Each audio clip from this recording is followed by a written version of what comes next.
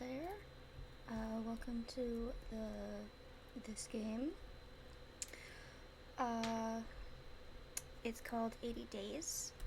I don't know, there's no volume currently, but maybe that will change once we actually start it. But let's start. London, 1872. I have entered into the service of a new gentleman. It would seem... Okay, there is volume. Interesting. It would seem he is a gambling man. Hi, 5-minute farter. I'm here but doing homework at the same time. Might not respond right away. No problem. Don't worry about it. Just let me know right now, is the volume of the game too loud over my voice? And then you can go back to your lurking away. Pretty loud? Okay, thank you. Is it okay now? Very excited for you to play. Oh my god, I've been waiting to play this game forever.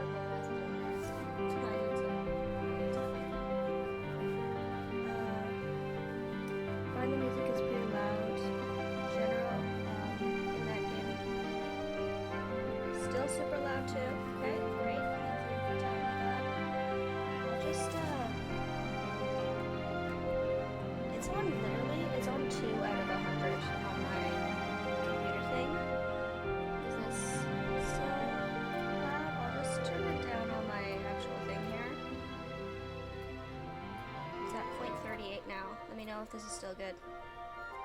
Okay, London. Click to begin. Begin. Much better. Perfect. Thank you. What kind of homework are you doing right now? You can say what that is? I don't know. Oh god. Monsieur Phileas Fogg returned home early from, I don't know why early is like that, but early from the Reform Club, and in a newfangled steam carriage besides. I helped him down, and the iron-lunged, steam-driven horses clattered away. Passport out, he said. We are going around the world.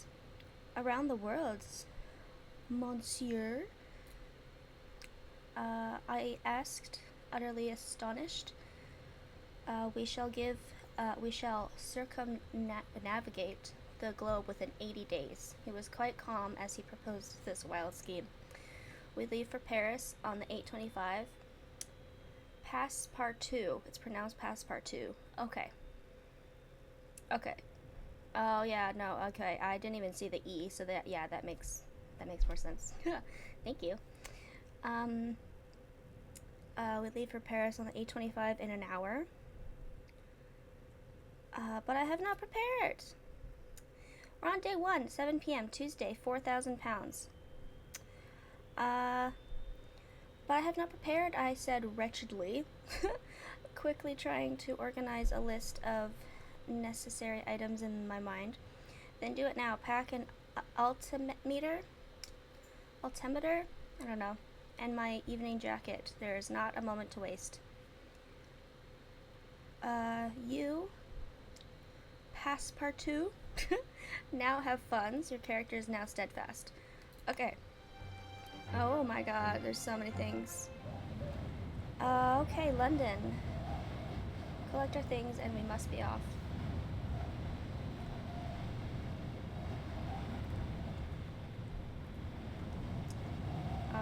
Okay. Pack our things. I'm just gonna do one more thing here.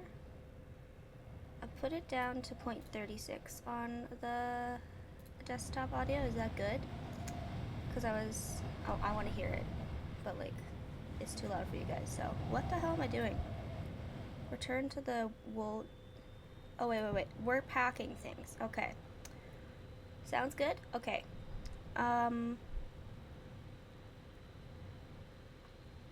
Air sickness is psychological, and altimeter can be reassuring.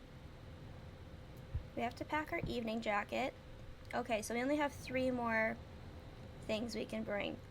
European shipping timetable. Slender ooh, wow, I can't read. European shipping timetable, a slender volume listing all shipping routes within Europe. Routes for ships in Europe will be visible on the globe. Playing cards. Of interest to humorous stalwart, recommend the timetable. Okay, I'll do the timetable and also the playing cards.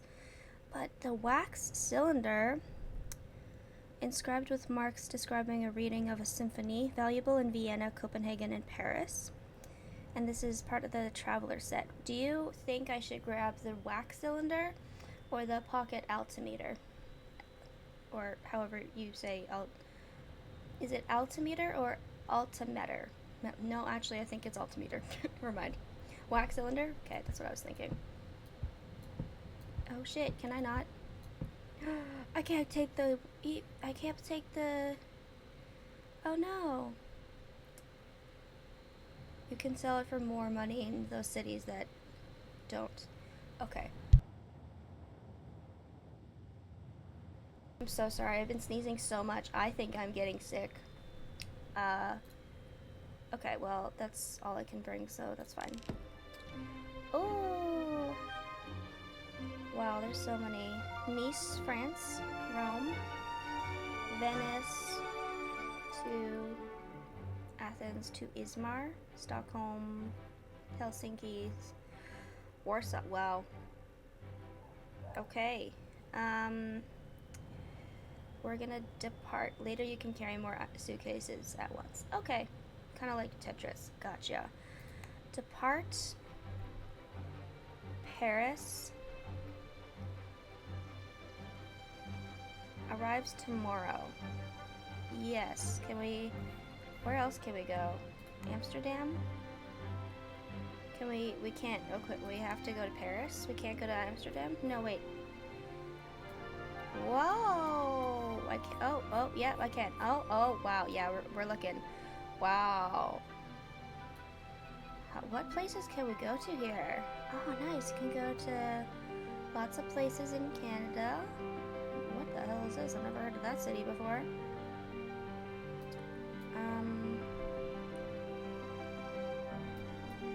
Nice. Oh, don't think we can go that way. Whoa, hello, excuse me. Oh my god, it keeps moving around.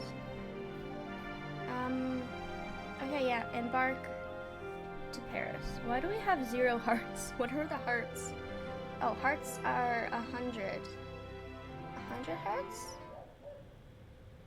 What are the hearts? Let's go,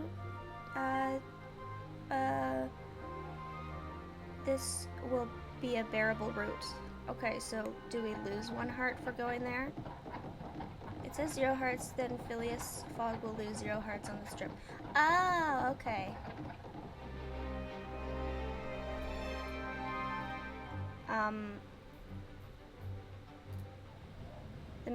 Oh my god. The mechanical horses raced past Piccadilly Circus and Pall Mall faster than a team of thoroughbreds. Even so, the whistle of the 825 was blowing as we pulled up to Charing Cross Station. We raced along the concourse and threw ourselves on board. As the second whistle shrieked its warning, we barely had enough time to take our seats before the guard rapped smartly on the compartment door. He held out a hand. Tickets, please. Oh.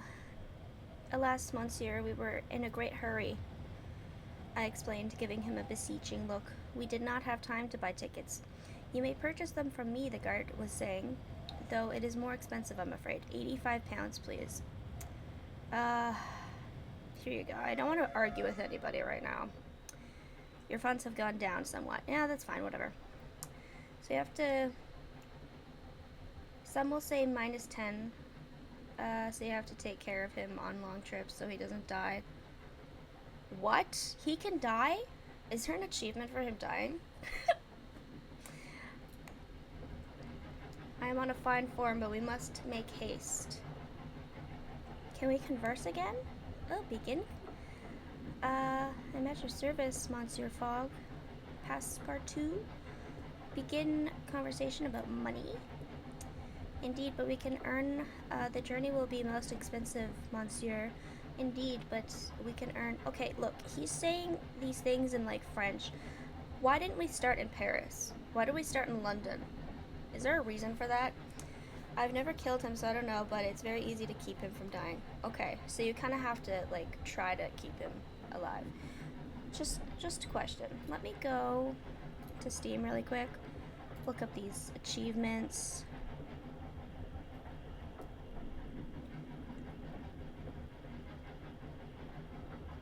There's no achievement right now that I can see just by like looking for, but fog is British. Okay. We can earn a little from buying and selling our possessions as we travel. The journey? Tell me, monsieur, what is the purpose of our journey? I have made a hefty wager and I do not intend to lose. Very good. London's smog gave way to rolling hills and the pastures of the Kentish countryside. I almost said the corn tree. Countryside.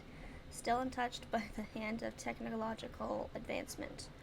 Monsieur Fogg read his paper whilst I repacked our bags, thrown together in haste and confusion.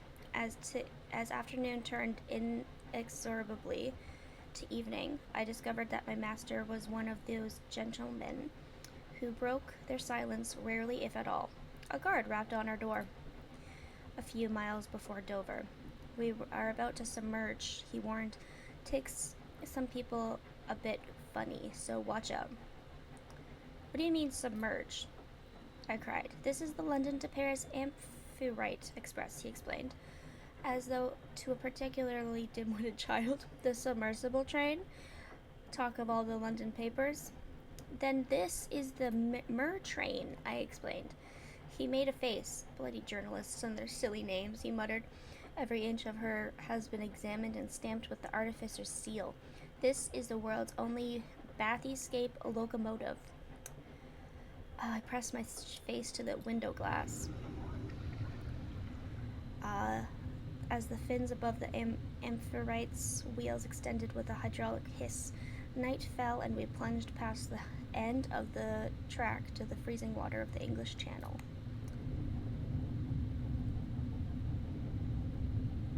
Wow, it's really getting there. It's going fast. The Amphitrite plowed through the water overnight and splashed up onto wider gauge French tracks at Calais as dawn broke. Do you have a route in mind, monsieur? I asked as the water of the channel dried from the compartment windows. I am as yet undecided, my master admitted. The new canal has sped up the shipping route from Suez to Bombay, though perhaps we can take the Trans-Siberian Railway across Russia. Sure, not Siberia, I explained. It's so cold and grim, and I have a particular fear of bears. Doesn't everybody? Or I feel like that's a good fear to have. Fear of bears, because that's something that could, like, you know, scary. Then we would do well to buy furs, he replied, refraining from rolling his eyes. There are other alternatives. We may also travel overland and across the Black and Caspian Seas. Which is fastest? I believe, he said, that is what we shall put to the test. Parbleu. I don't know what that means. I scarcely knew what to think. We arrived at Paris du Nord just after 1 o'clock. Automaton porters lifted our luggage and then our persons onto the platform with long, delicately filigreed iron arms. Paris, city of my heart. I was home, but not to stay. Okay. We found new routes.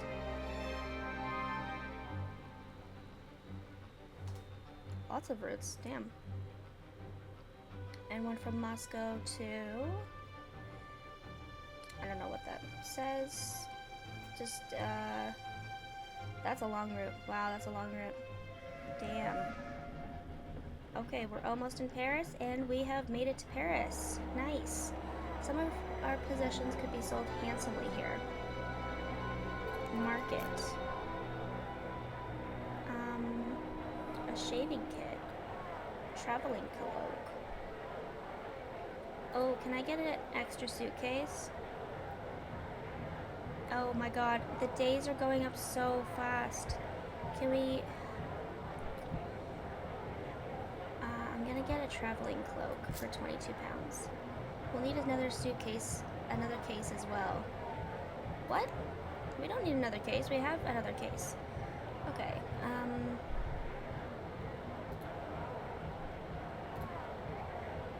close the luggage. The bank. We must visit the bank, Monsieur Fogg declared. You have a robbery, Monsieur?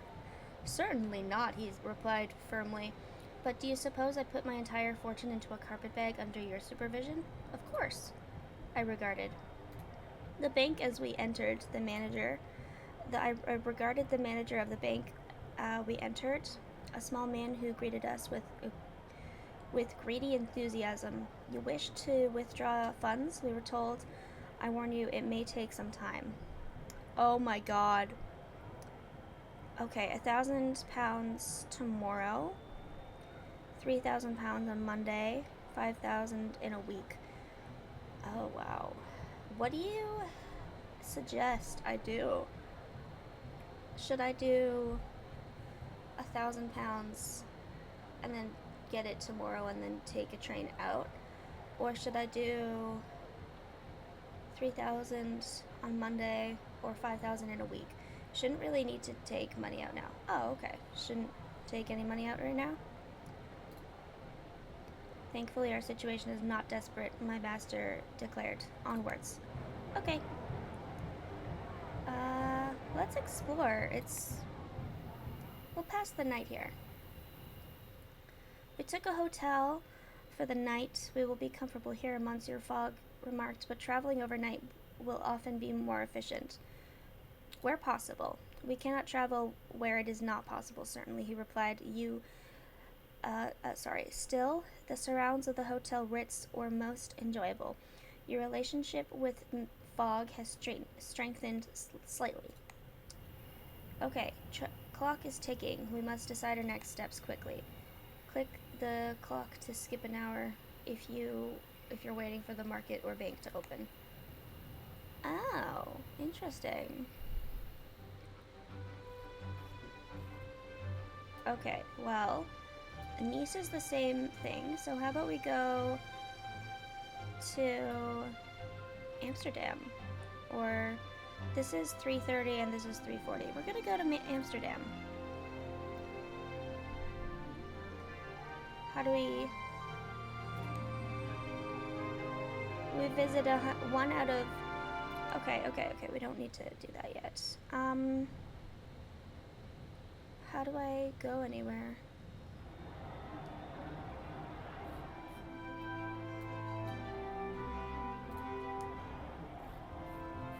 Go to Paris to Amsterdam. Can we go to Amsterdam? Why isn't it not letting us? Is the game forcing you to? To what? How do I leave a city? I want to go to Amsterdam.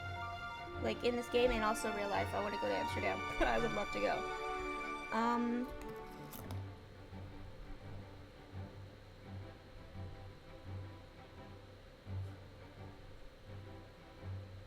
You have to take routes that go directly from the place you're at.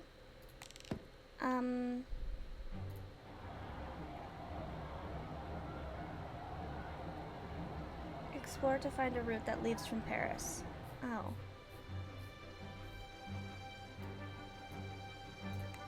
We gotta, like, what?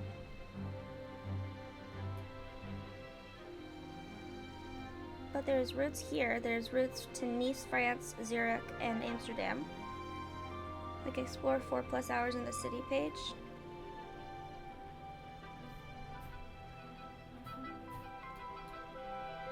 Whoa. where you choose bank, hotel, explore. There's nothing here. They're next to bank, explore.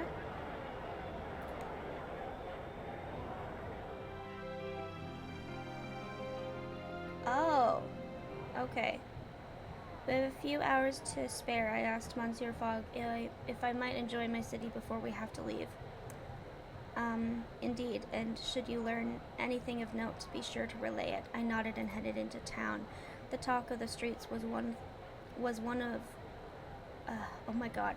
The talk on the streets was of one thing only, an enormous, elegant oval stadium constructed upon the green fields of Champ de Mars and containing the technological marvels, art, amusement parks, and milling crowds of the World's Fair of 1872. I ventured inside. Oh, visited the World's Fairs in Paris. I got an achievement. My first achievement. Right? My first achievement? Yes? Yes. 1 out of 35. Great. I ventured inside the grand illuminated pavilions of the exposition. I went west toward the airship hangar, past a booth with a husband and wife pair selling panoramic hot air balloon rides to eager tourists. The hangar was crowded with airships. I don't want to go in the hot air balloon. And flying vehicles of all shapes and sizes, attended by sharp-eyed crews from all around the world, and my eyes immediately caught the African-made rigid metal balloon, the gilded Egyptian Ifrit-class airship, the metal-clad four-propeller Savarkar automat whatever, the bulky coal-gas-powered Ottoman Gaiac, the twin-bladed Peruvian gyrocopter. I like the gilded Egyptian Ifrit-class airship. Painted all over with stylized poppies and feathers, it resembled nothing more than a vast flying sarcophagus. Do people really fly in such things? I asked an exhibitor. Indeed, hundreds of them do, and every day, he replied with a booming laugh. They say the skies of Arabia are crisscrossed with the trails of the Egyptian ships. Perhaps one day, soon, Monsieur Fogg and I would find ourselves flying in such a craft. I returned to the expositions center, my thoughts turning with clouds and engine rotors. Avenues sprawled in every direction between the inviting illuminated pavilions of the exposition. An artificer was replacing an arc light which had burned out. She first disconnected the strange machine powering the lights. It had a spinning iron wheel, which was wound after a series of armature coils. What is that device, artificer? I asked politely, my eyes straying to the copper lily pin which proclaimed her profession. It's a bleeding nuisance, is what it is. The artificer grumbled in a thick Yorkshire accent. These Grammy machines are finicky beasts. Is that so? Oh yes, and the bleeding... Yeah, okay. Yablokov candles only last 2 hours. Not like I have anything better to do. The harshness of her tone was belied by her gentle touch as she unscrewed the arc light's globe of enameled glass and replaced the 2 carbon rods within. She reconnected the supply, and the 10 Yablokov candles, connected in series, lit up once more. They are miraculous, I breathed. The artificer snorted. Their hard work is what they are. Miracles indeed, but her mouth softened into a small, proud smile. She looked at her pocket watch, cursed, and hurried off, dropping something as she went. I hurried after her to return it, and she thanked me. My medallion, I'll need that for my lunch to get from the canteen. Thank you. I bowed in return. She giggled. Oh, we're flirting. Ooh. Stop that, you'll make me blush. She rubbed the coin thoughtfully. I was given this for my work in Istanbul. You know, I made a very special automaton. I think it works as a driver now, on the route up from Izmir. I think that's right. An automaton who can drive? Of course. Is that so strange? I could only shrug. Who knows what is normal in this modern world? I looked about me once more. Crowds of tourists jostled and heaved past, their eyes wide with wonder. I'm gonna take my leave. I think we should leave. Who was eating I decided to take my leave and return to Monsieur Fogg, who was eating a meal of plain boiled beef. Ew, that's nasty. That's disgusting. Plain boiled beef. God damn. Jesus. Wow, and I nodded. Yeah, that's good for you. I have nothing else better to say.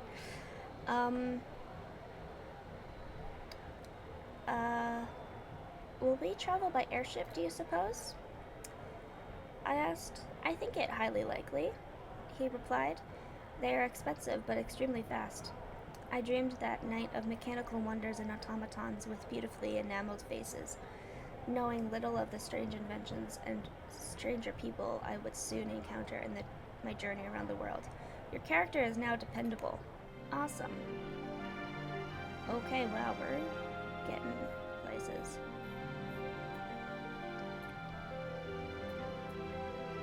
Okay, 75 pounds there. 55 pounds there, but arrives on Saturday. Damn. Arrives Saturday. Let's go here. Arrives today. Embark. Okay, this is -5 hearts. 1-time suitcase. Oh. Open luggage.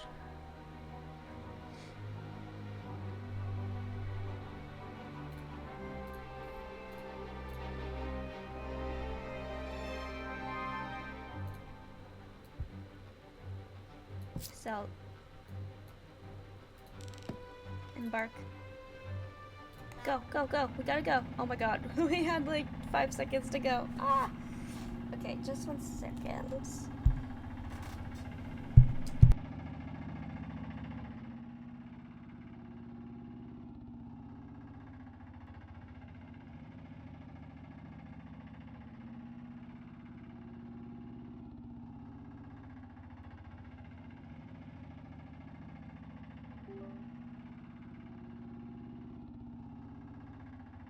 Okay, sorry. I'm back. I had to charge my phone because it's dying slowly.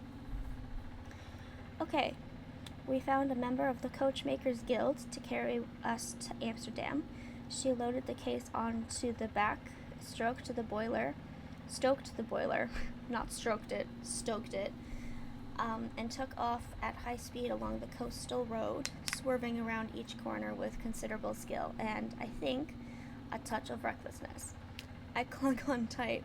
This would be a terrific ride. Your character is now sharp. Wow, that's amazing. It's a cool little thing.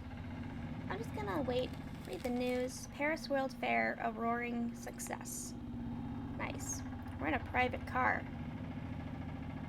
And we're almost there. Once or twice, the metal-rimmed wheels lifting the chassis clear from the road on one side, only to bump down after a chuff and puff more of the engine. We must have topped 40, perhaps even 50 miles an hour. Fabulous way to travel. The Polish inventor Bozek, who had first attached a perfectly decent locomotive engine underneath a flimsy wooden crate, was clearly a genius. My good friends, if I were not destined to be a valet until the day I have gray hairs in my ears, I would become a car driver. Ooh. Rat has messaged us. I watched the driver as we rode, hoping to learn her secrets should I get the opportunity to drive myself. Your character is now dependable.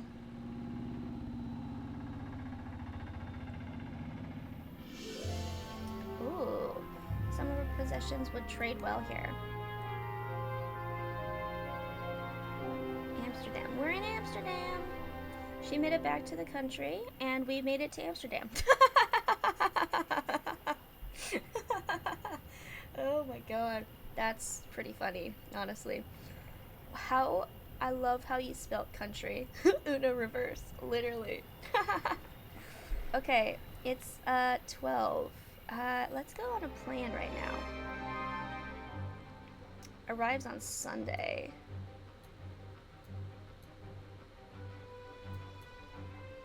Oh, but it's $34. No, let's take a hotel. We'll pass the night here. We'll explore in the daytime, whatever. Okay, though the people of Amsterdam move about its canal side streets with a sense of optimism and good cheer, one look at their buildings tells another story. Perhaps 200 years ago this was the center of the world, but these days tulips are no longer considered more valuable than gold. The Zulu diamond fields have drawn away the trail. The tulips. And the importance of Amsterdam is a little faded. I sympathize. France's own position has been precarious since the war with Prussia, which did not, to put it mildly, resolve in our favor. Would I walk along the Seine one day, thinking back to our old days of lost glory? I approached a street peddler. I did not think I would find help. No, I approached a street peddler for advice, who greeted me with a cheerful smile beneath a caterpillar-like mustache. We are going around the world, I declared. Aha, he replied. You are like the influenza. The peddler reached into his pocket. Buy an apple? £1. Okay, yeah, I bought it, and took it with a smile. What is the cheapest way out of the city? I asked. He mused. Most likely the hydrofoil heading north to Norway, he shrugged. It is fine enough if you don't mind being jolted about. That's fine. I don't care about that. And it's not exactly going around the world unless you don't mind which way. Is it fast? 2 days, I think. Which is the fastest? What's the fastest way on from here? I asked. Car, I suppose. The roads are good. The canals used to be better, but now they seem almost out of date. He sighed. It is a curse to be rich in the past. By the time this future rolls around, you are poor again.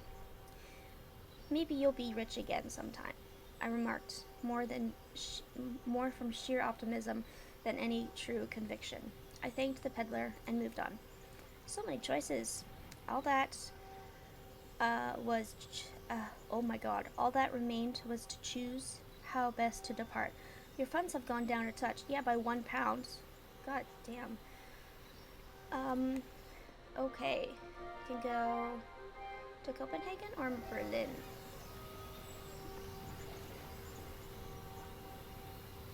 We can explore and then we can leave. Ooh. Can we go to Munich? I took a few hours to explore, investigating the various options for how we might continue our journey. Let's plan to go. Okay, arrive Sunday, Saturday, or Monday. If we go here, I don't know, I kind of want to stay in this general area. This is hard. Let's go Monday? Sunday. Let's go here. The next departure leaves tomorrow. Oh, okay, we can't do that today. Tomorrow at 8 a.m. Tomorrow at noon.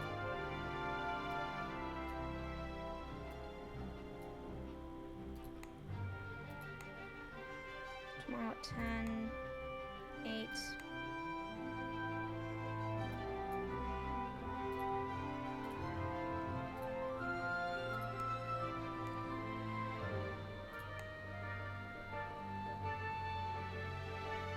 To go this way, we have to sleep here. Okay.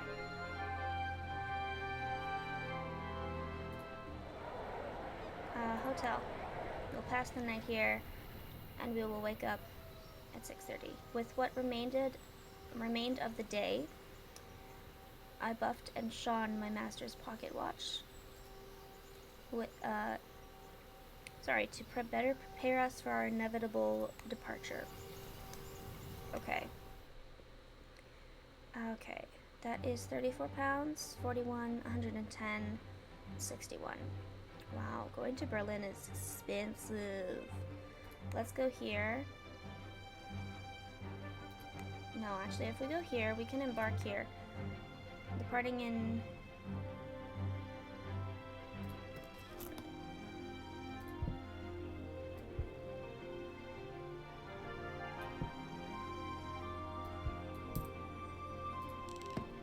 Embark. Go. Okay, we're going.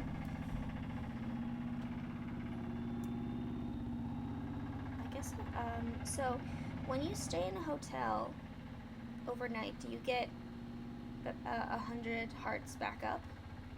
Because I have stayed in a hotel twice, and each time I've made it back up to 100, I think. I don't know what... Okay. Our next leg, it increases, but not to the max every time. Okay. I bounded in, eager to get started. We hired the same driver as before. You too, she explained. Get in. Let's converse this time. I think it increases a set amount, and it just depends how much you're missing. Okay. Gotcha. Greetings, driver. I cannot drive well if you are talking to me. Okay, then I will not talk to you. You will just drive fully. Wow, you drive fucking fast as hell. As we departed Amsterdam for Denmark, I begged Monsignor Fogg to allow me a turn at the wheel. He looked at our driver, who smiled and happily moved to one side. The wheel beneath my hands was like nothing I have experienced. Such a responsibility, knowing the slightest sneeze could send us veering into a ditch. I drove by sheer instinct, quite without thought to the mechanisms involved. That presumably is how we came a cropper. What? I confess it, I drove like a loon. Oh god, no! I'm going down hearts. I saw that relationships with Fogg have deteriorated. Oh no. Oh god, they're going down. Oh no. Oh, we made good progress in the car, but not to recover our lost time. Two, my friends, two. So, our driver asked quite suddenly after a full day and a half of silence, why are you going to Copenhagen anyway? We're going around the world. The driver frowned. By car? By car, train, airship, whatever we can find. You should go oh my god. Ugh. You should go south into Africa, she said. The Zulus near Ulundi run long-distance airships across the world. That was the extent of our discussion. She returned to driving, and I was watching, and I to watching the world slip by. Good God, I cannot talk. I'm so sorry. I have 79 hearts right now. Oh my god. The road swept beneath our feet like a dogged gardener. Finally, we came upon sight of tiled roofs, the harbor, and the smell of herring. We had arrived in Copenhagen. What the hell is herring? Oh my god, I have 74 hearts. Some of our possessions will fetch a few pounds here. I'll have to explore Copenhagen to find an onward journey. Okay, let's explore. 4 hours. Brings us to 6:23. Copenhagen has spilled out its old fortifications in the last few years.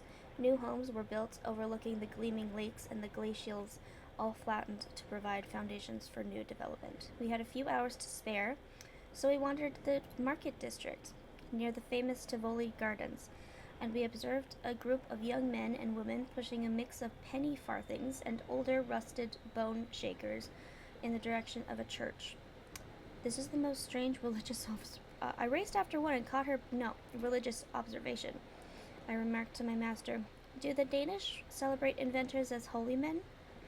My master's usually cool eyes had warmed with interest. He possessed a huntsman's instincts for the smallest whiff of that elusive creature known as a wager. The youths rode into the archway of a tall tower rising up behind the church. They will have a long way to carry their bicycles. Or the look in my master's eyes filled me with foreboding. It reminded me a little of when we had returned from the Reform Club that fateful day, and announced that we would travel around the world. I believe, passepartout, that tower has a ramp in place of a staircase, and the youngsters intend to cycle to the top. The thought made me shiver, literally. Jeez. The tower was vertiginously high, and the slope, which we could now see, was unforgivingly steep and dimly lit. Monsignor Fogg stepped forward. "Excuse me, gentlemen. May I present one more competitor for your race?" I sighed and rolled my eyes, thinking of how tedious it would be oh my god, thinking of how tedious it would be to extract the blood, sweat, and axle grease from his trousers. What? Okay. One wash would hardly suffice. "Will you ride with us, then?" a young girl demanded, eyes glinting in challenge. "Indeed not," came the reply. Monsignor Fogg turned and pointed at me. "My valet will ride, and he will win." But I have never ridden, I complained. "It hardly looks complicated," he remarked, raising a brow. "This is outside my duties." I all but shouted, but not bothering to hide my anger. "You have no right to use me so." "Are you, or are you not in my service?" Monsignor Fogg replied coolly. I turned my face away and ground my teeth, but could not deny that I was, indeed, his man. One of the ladies gave me the loan of her penny farthing, with a strict instruction not to injure her precious darling. "His name is Frithjof," she said, "and he has the best bicycle in all of Copenhagen." I examined Frithjof. That is to say, it was a simple affair of pedal, chain, and wheels. Surely I could ride such a straightforward contraption well enough to compare with these Danish enthusiasts. I was hoisted up onto the tiny saddle above the enormous spindly wheel. A little pistol was fired, and then we were off. My friends, the act of riding the tail makes me wheeze and sweat. Yeah, what a challenge! We pedaled like demons, each turn of the wheel throwing us screeching halfway around the curve of the tower. Our shouts echoed between the walls, mingling with the crash of chains and gears from the infernal machines on which we rode. Needless to say, I did not win. That honor was taken by a young blonde Danish man, who was more muscle than flesh. He gave a whoop, and another impossibly blonde young chap a celebratory kiss, while I was left clutching my handlebars and wheezing. The girl who loaned me her bicycle seized it back, muttering, "Poor Frithjof," as she checked it over for any injury. "Poor passepartout, more like." My master handed over the sum he had bet with good grace, and then said, as though in passing, "There is no shame in losing a wager, passepartout, as long as one attempts them in good grace." We sat and recuperated at the top of the round tower, watching as a column of black smoke rose from the nearby square. I pointed it out to the muscular victor of our race, but it was his impossibly blonde lover who answered. The anti-monarchist dissidents keep trying to blow up the palace. Despite the reforms, he explained, with little shrug, our palaces are always being blown up. Our phones have gone down somewhat, and the relationship with Fogg has deteriorated slightly. Okay, let's look at this plan, see if we can go anywhere. Arrives Wednesday. Tomorrow. Let's go there. Oh, shite. We can't go that way. Can we go this way? Tomorrow at 2 p.m.? And tomorrow at noon. Damn. Okay. I guess we have to go pass the night here. As night fell, I afforded my master every service. Okay, it's going up. And I afforded my master every service, ensuring he had a fresh tea with the hopes he would have a comfortable night. Relationship with Fog have improved slightly. Okay, so we're back to what it was before. Let's depart. Arrives today. Let's go there. Embark. Go. Let's go. Oh, we're taking a blimp type of thing. The Northern Lights was a shabby airship that had clearly been pulled out of active service on some battlefield somewhere, patched and put into use for commercial passengers. The crew were a rough and ready sort, and appeared to not have the least idea about looking after a gentleman passenger. They delighted in a bizarre verbal game called Hurgen Jurgen, the rules of which appeared to be repeated saying Hurgen until a player, seemingly without constraint, declared Jurgen and won the round. Understandably, it was not played for money, and so accordingly neither I nor Monsignor Fogg had any interest. We only have interest for money. Converse. Greetings, Monsignor Fogg. George. Oh, good day, yes. Christiana, I have nothing to say. Christiana... Stockholm? I believe so. You can get to Stockholm from Christiana aboard the Louise of Sweden. How about to Warsaw? Mentioned boats. I've been told my aunt once took the merchant trader Nefertiti from Antalya to Cairo. How about Warsaw, Helsinki? Hear this, you can obtain buffalo hides in Helsinki that will sell for a fortune in Odessa. Helsinki, St. Petersburg? According to my, you mentioned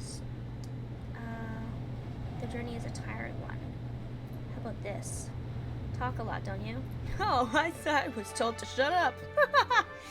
Okay, well, I feel slightly upset about that, but okay, whatever.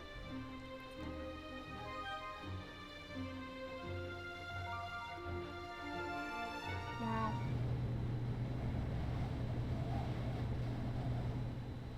My concerns on departure were unfounded, and we landed quite safely. I was glad to be off that ship of fools intact. Okay, we're in Christiana. We can go to Stockholm. It's 6:20. We can, it arrives tomorrow, so never mind, we're not gonna do that. We're gonna hotel, pass the night here. We have like 50 hearts now. The streets of Christiana were completely deserted. We did not see anyone anywhere. We found a hotel in the end, but it was deserted and cold, and there was no dining to be had. Monsignor Fogg seemed quite unruffled. We will leave money on the counter, he declared, and perhaps a note that their service could be improved. The stars came out over the empty city. It was cold, but very beautiful indeed. Depart. Embark. Go. Let's go. I feel like going to Christiana is kind of not something that we should, I don't know. Whatever. The Louise of Sweden has a beautifully presented airship, and she flew like a dream. Let's talk to Fogg. A shaped mustache, excellent. Oh wow. The route was uneventful, and there was little to mark the day. I spent my time watching the scenery go by and relaxing. Even a valet must take time off. We arrived in Stockholm before dark. Okay, let's look at the market here. Elastic wallet. An unstealable wallet attached to the inside of a pocket by elastic. Solve of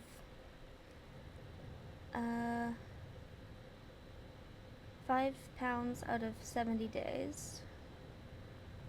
Wow, we're already on day 9. Jeez Louise.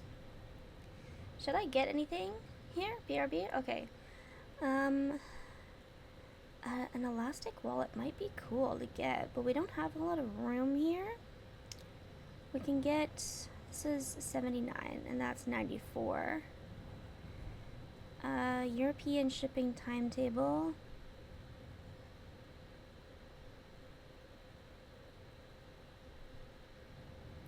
Routes for ships in Europe are now visible on the globe.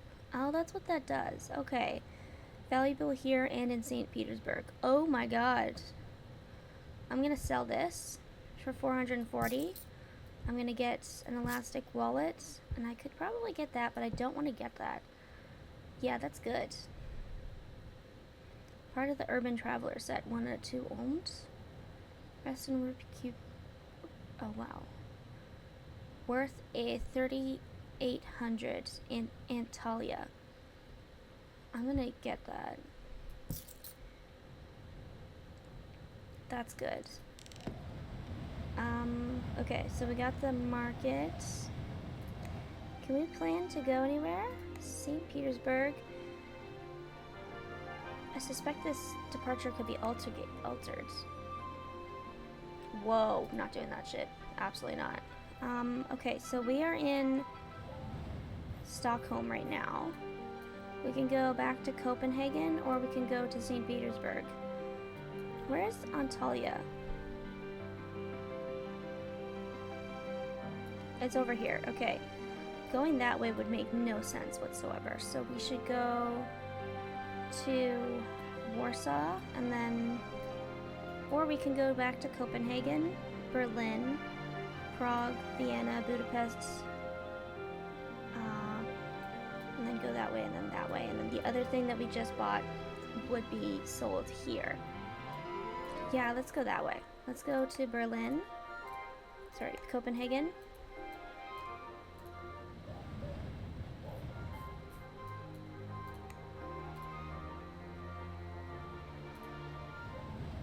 Okay, you know what? Let's plan. Sleep here.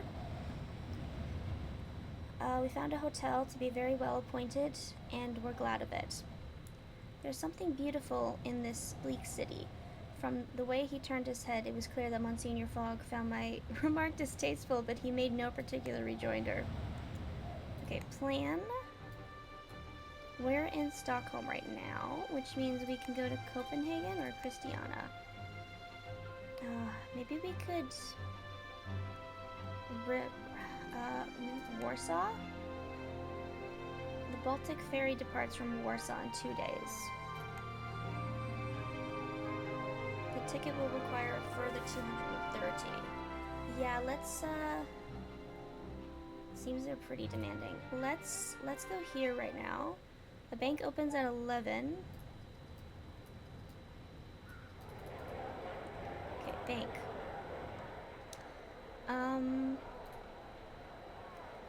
The bank, as we entered, it was fairly small.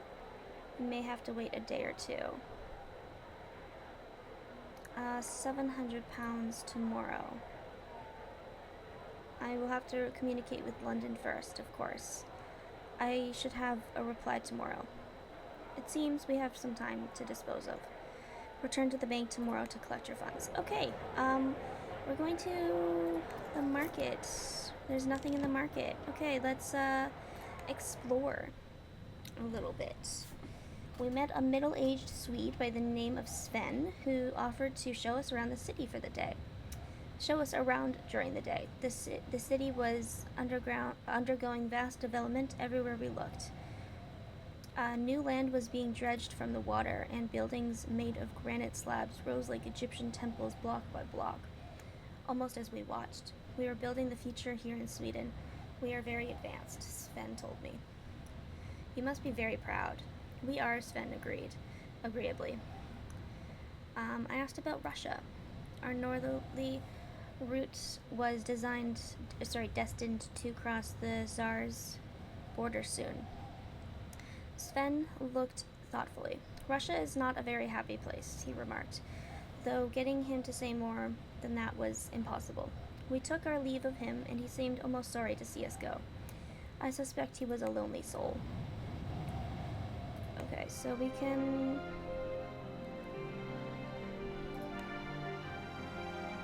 Okay, that's fine. Let's sleep here.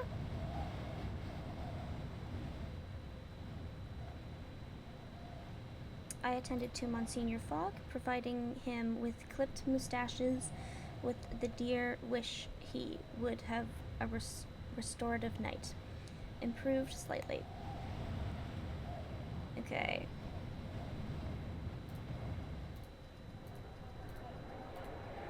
Funds are ready. Let's get the funds. Collect our funds, and then...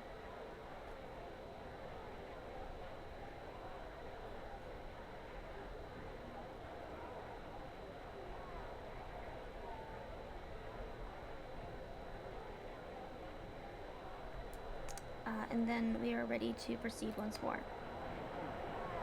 Okay, let's plan.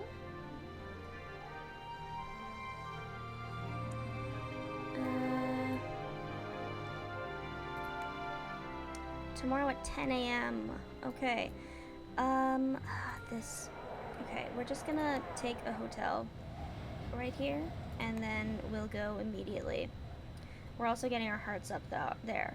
I forwarded my master every service, and we got 89 hearts now. That's great. Depart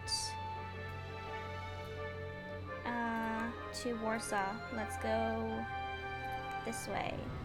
There we go.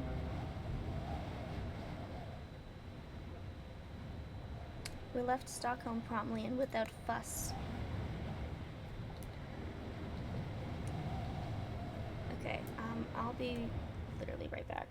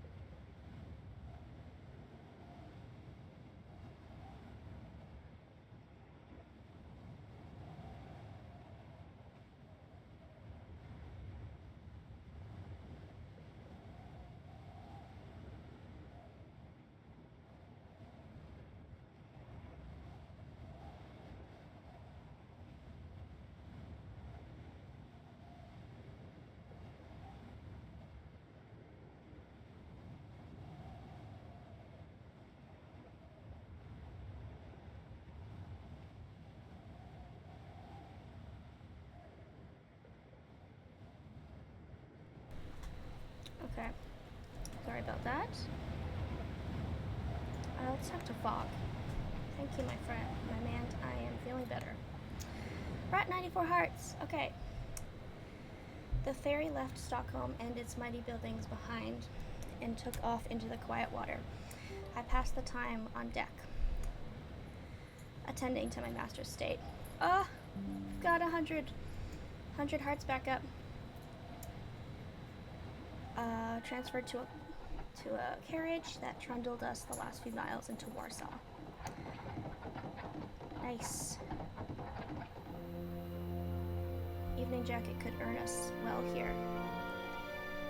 Evening jacket could earn us well here. Okay, got you.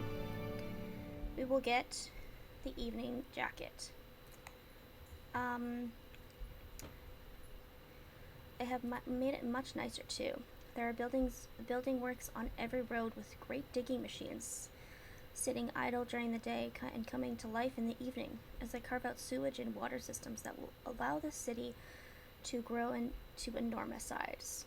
A touch of empire can do wonders, I remarked to Monsignor Fogg, but his eyebrows scolded me. Bro, I thought that was the best one. I agreed empathetically.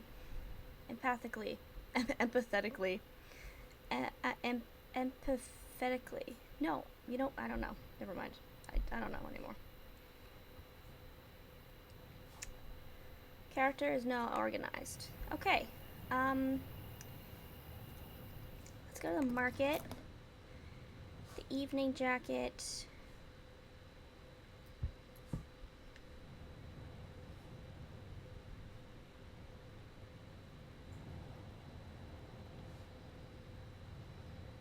This is sell for 600. Yes, please. And I'll get that thing.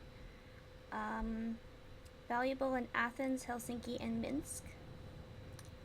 I don't think I need that. I'm gonna put the drinking horn here.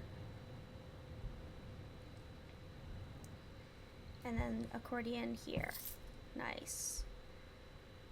Buy things that's thing here and then whatever. Trouble you to not play that Demian accordion in my presence again. Okay, I'm sorry. I won't do that. I won't do that at all. Let's explore Minsk. Okay, cool. Going out in the day, I encountered a incredible creature, as tall as a house, with wide swinging metal arms, like a rampaging giant. I stared, gawping, as the terrible machine stomped from foot to foot, slowly rotating, and then I saw that in its chest was a man using levers and switches to operate the colossal device. It was a gigantic walking exoskeleton. I watched him work. He operated a small lever in each hand, which seemed to articulate the metal creature's arms. It was entirely mechanical, but amplified his own movements and so looked organic. He smashed a nearby wall, and I jumped clear. I ran from it, like a wild, crazed thing, until I was thoroughly lost. It's not really what I thought was gonna happen, but okay. Can I plan anything leaving right now? Okay, Budapest is the best place to go tomorrow before 1 p.m. And that would be tomorrow. Okay, yeah. Okay, sleep past the night here. With the last light of the evening, I buffed and shone my master's pocket watch to better ready us for inevitable departure. Depart to Budapest. Embark. Uncomfortable conditions and the open road. This looks like a bothersome journey, but the partial Englishman wardrobe should soften things a little. Okay, so it should be 9, but it's going to be +2, so it's going to be 7. Nice. Trevithick steam carriage. To say Monsignor Fogg disapproved of our choice to head westwards towards Budapest is both understatement and overstatement. It was clear he was most displeased, but at the same time his face was entirely impassive and offered exactly no opinion as we boarded the rickety steam carriage. Converse? Greetings, Dr. Richland. Well, good day. I must say you look very pale. Begin conversation about Budapest. The Artificers Guild has no presence in Budapest. How about in Vienna? I think you're out of luck there. Belgrade? I have to go. Okay, bye. It's fine. We rode in stubborn silence, even though from Budapest we would be well placed to pick up the Orient Express to whisk us all the way down to Athens. Better, surely, than cooling our heels in Minsk. I put this to him, and he looked at me with puzzlement. Of course, Passepartout. What do you suppose? Why do you suppose I chose this route? There are times, I must confess, when I find my master most confusing. Yeah, because, like, what do you mean? Oh, that's perfect. We can go all the way to Athens, and then we can go to that other place. Let's go to the market really quick. Absinthe, 5,000 in Moscow. A neck cushion.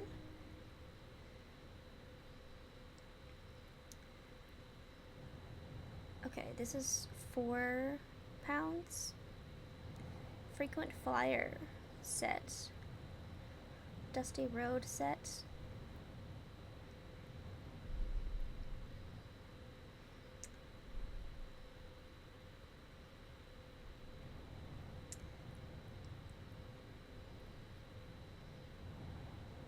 $5,000 in Moscow is amazing, but we are not in Moscow right now, so hopefully we'll find that soon. This is good for on an airship, and we're not going to be going on an airship anytime soon. Dusty Road set, we're also not going there anytime soon.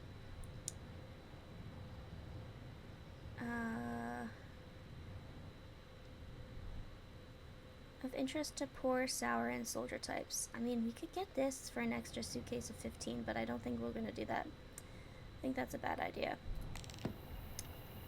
Okay, let's sleep here, and then we'll leave on the Orient Express later. A dusty-jacketed Englishman at our hotel recommended a restaurant called Clemens to Monsignor Fogg. The Magyars make an excellent broth, he promised. Ominous words indeed. I had never really been one for broth. A broth is, in my humble opinion, merely an incomplete consommé. At best, an inferior bouillon. Monsignor Fogg was set on the matter, however.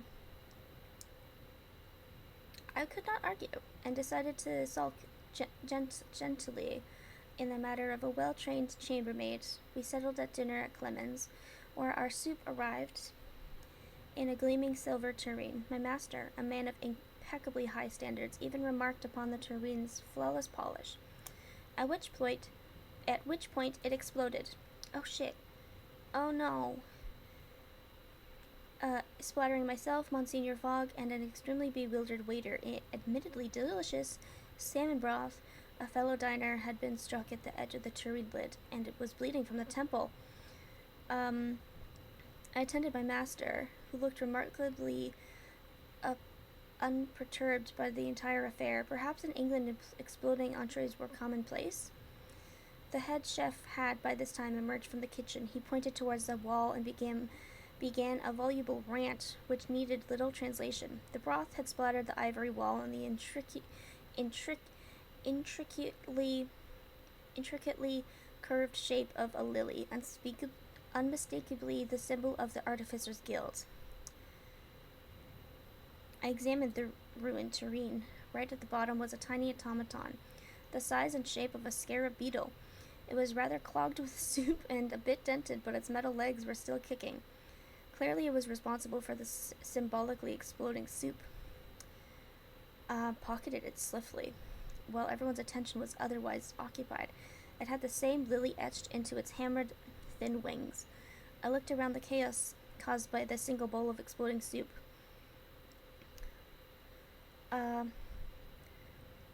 What did you do to the guild?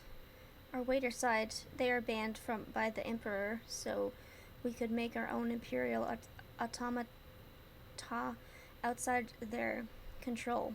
The guild is growing more vocal in its objections. Personally, I thought that the Austro-Hungarian emperor was a fool. No, the guild was growing heavy-handed. It was one thing to have a political dispute with the state about the production of automata. It was quite another to start ruining perfectly delicious dinners. Stayed for the main course, but did not enjoy it. Funds have gone down a bit. The incident was rather shaken my confidence. I could see my master was concerned. How many more exploding broths could our precarious journey survive? The scarab should fetch a good price in Antalya if we don't find a use for it. Cool. Okay, depart to Athens. Embark on the Orient Express. 58 minutes. Wow, we are going on the Orient Express. Woohoo! If I don't get an achievement for this, I'm going to be upset. The Orient Express Company ran a spur line from Budapest that swept down the line of Europe to Athens. It originally stopped midway to Belgrade. Sorry, I had to do a bunch of stuff. No problem. We're on the Orient Express. It's day 15. I don't think I've gone to many cities, but, it's fine. Whatever.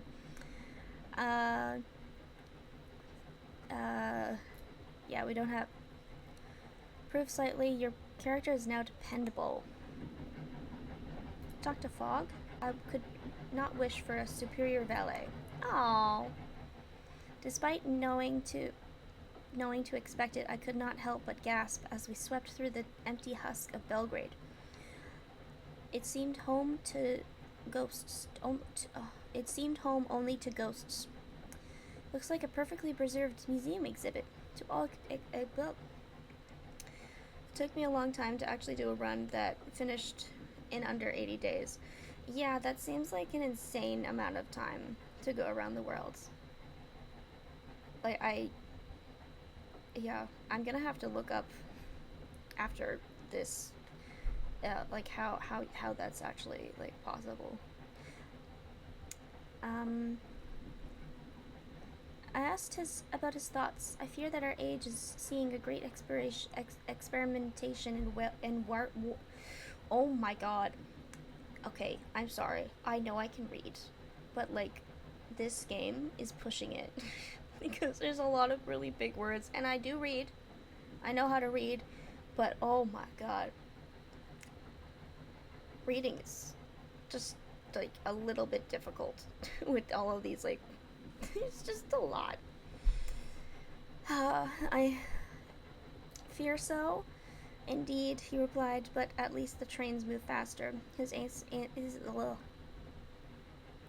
answer seemed to me as bleak as Belgrade itself, but as the Orient Express left it behind, it carried us towards a long evening of gentle wines and candlelight, which went some way towards lightening the soul. Ugh.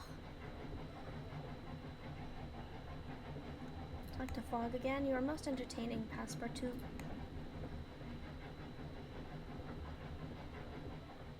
We arrived at Thessaloniki station in northern Greece in the morning, but we stayed put, intending to reach Athens, and then take one of the many sea routes into Turkey or Egypt.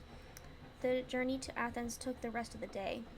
I think the gauge of the rails grew narrower, as if it negotiated the winding cliff sides of Greece. This country appears to be entirely made of coastline. A more delightful spot I cannot imagine. Your character is now zestful. Is that good? Is being zestful good?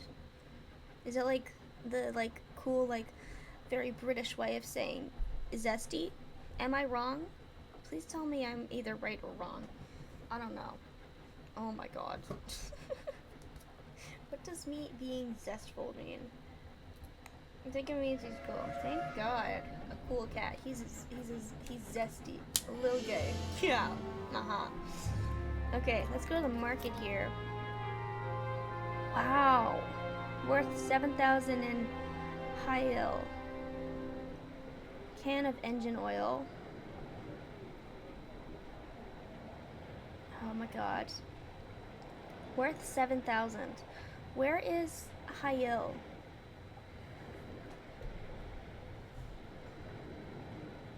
Where is that? I'm just gonna look it up online because on Google.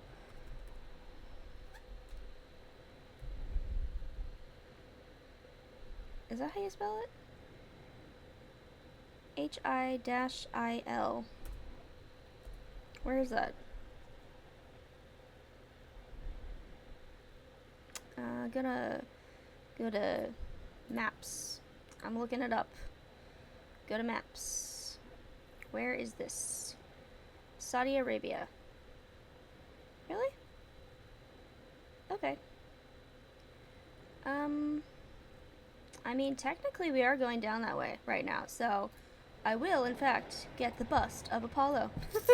Because I want to sell it. Wait, could I put this in here? No, I can't. Okay. Okay, that's good. Hotel. You'll pass the night here. My master was not, as a rule, particularly interested in the fabulous locals and exotic cities we journeyed through. Athens was the exception that proved his rule. That proved the rule. His sudden interest was not limited to the city. He fixed me a look. Do you speak Greek? I did, though I will not go into the circumstances of how exactly I came to learn the tongue here. My oui, Monseigneur, I smiled sharply, repeating a few phrases I had, shall we say, picked up. Monseigneur Fogg blushed vermilion. That, Passepartout, is a very specialized vocabulary. Despite my master's grasp at ancient Greek, the Demotic variant, more commonly spoken on the streets, eluded him. We were reduced to wandering at random, until, by chance, we stumbled on the site of Acropolis. I gazed at the Parthenon's... You know what? Words are not wording. This fucking word. You know what it is. You can read it. I'm just... I'm so done. It is exquisite. I breathed, interrupting Monsignor Fogg's silent reverie without quite meaning to. Alas, our quiet, companionable moment did not return. As we stood admiring the architecture, I was rudely knocked into by a small man with thick glasses. I caught his arm in case he should fall, and he smiled, thanking me quickly. My apologies. Too occupied by the sight, perhaps? I suggested cheerfully, and the man smiled. I have seen it many times before, though. Yes, it is most impressive. He put a hand out to shake. Dimitri Sophos. I am the owner of a modest shipping freight company based here. Then perhaps you can help us. We're going around the world. Sophos smiled and pulled a pamphlet from his jacket and detailed the routes and timings of his company. The one of most interest was a boat sailing to Cairo, which was leaving the next day. I thanked him and promised to see him in the morning. He beamed and wobbled away. Oh, relationships with Fogg have deteriorated. Your character is now well healed. Fogg is upset that I'm talking to other people and not just to him. Look, dude, we got a place to be. We got a place to get to Cairo, which is where we're going tomorrow anyways. I don't know why you're upset about it. Look, I know that probably Fogg has a way of wanting to get around the world here, but my way of going around the world is finding things to buy, buying them, figuring out where it is that I have to sell them to, and then going there and selling it so we get more money. Okay, that's my goal. Get more money, because if we have more money, we go around the world better. Yeah? Uh-huh. I don't care that it's deteriorated. Piss off. Smart. Thank you. So smart. We have to go to,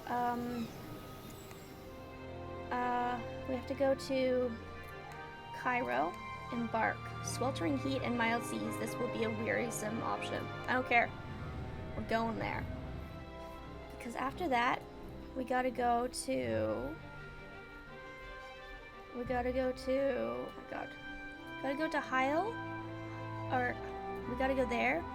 We also have to go to Antalya, but we can go back this way and then go to Antalya. Makes me so happy to watch you play this. Aww, thank you. It's been on the list for a really long time, and I am very good that I'm playing this now. There is a lot of games that are on the list, including the game that you bought me for my birthday, you bought me it though, at one point. I need to look up where it is. Are we even going anywhere? We are. Okay, wait, I want to know what... I'm surprised the list is endless. Yeah, no, it's pretty endless right now. Auto, that's good. Sorry, typing with one hand. No, that's okay, man. Let me see what the game is. I think it's called Martha is Dead, but I could be wrong.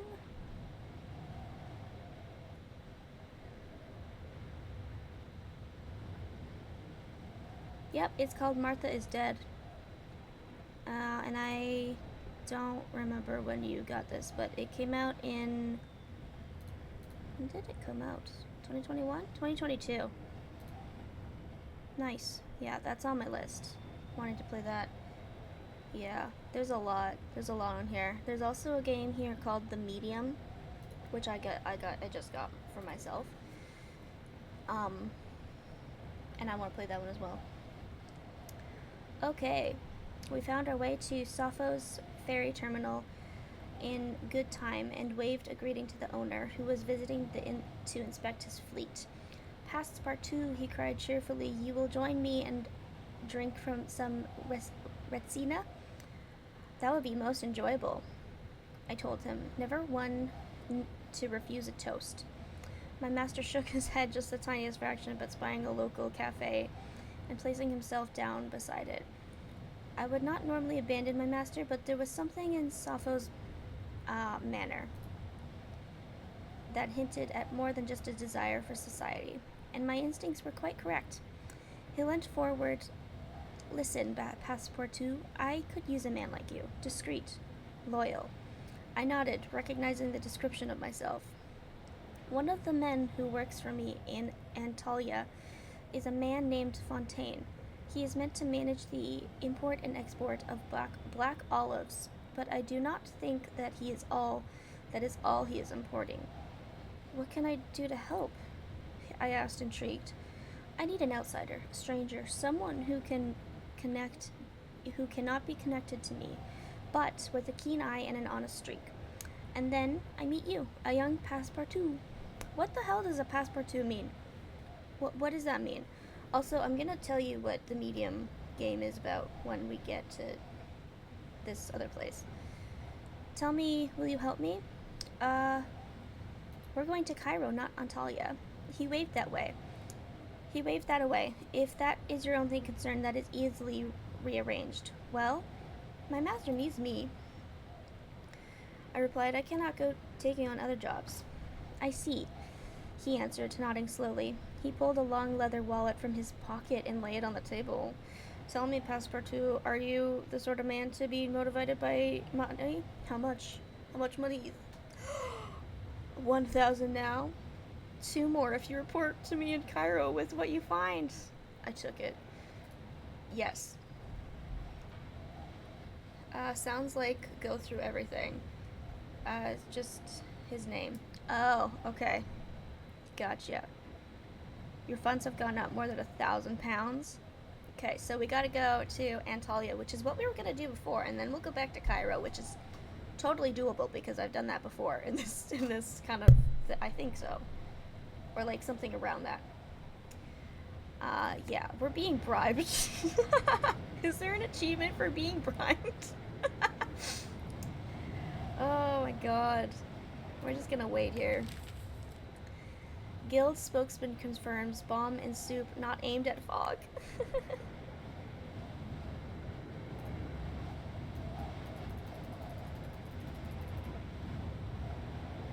my god, we're at 69 hearts. Sophos was true to his word somewhere in the midst of the Aegean. We turned about until a few hours later we were arriving at the coast of Turkey. Monsignor Fogg seemed perturbed by the turn of events, but did not mutter a word as we disembarked. Oh shit, we're going to Antalya instead? Oh, so that's fine. I gotta sell some shit. Valuable here and Suez, Tehran and Beirut. Worth 3,800 here. Gonna sell that. 30,100 here. Sell that. We have $10,000. Whoa! Sell the yellow ones. The yellow ones? I'm gonna move my fur coat over. Oh wait, I can't. I'm gonna move that there, and then my fur coat over here.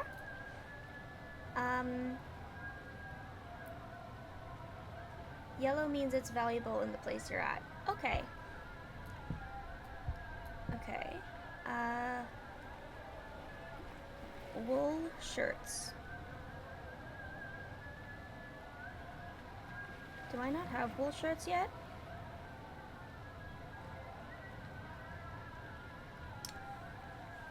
Like the name, I mean, turns yellow. Yeah. Eastern spices. Valuable in Hail, which is where we're going. I will buy that for 33. Is there a reason why we should need the wool trousers and the wool shirts? Will we be like naked if we don't have it? Or can like I sell it for the £1 so that I can have more space for other things? Some sets give you an advantage. Okay.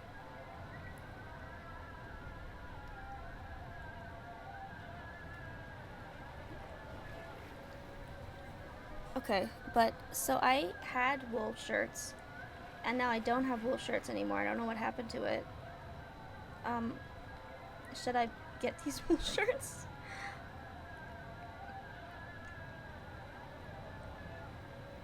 I think Englishmen let you negotiate trips better. Oh.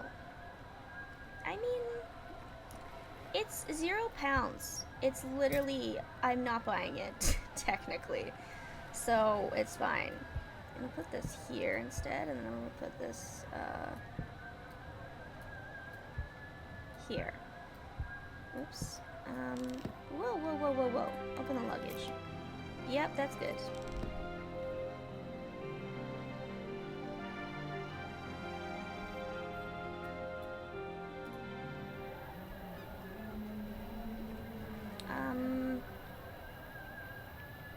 Hotel. Pass the night here.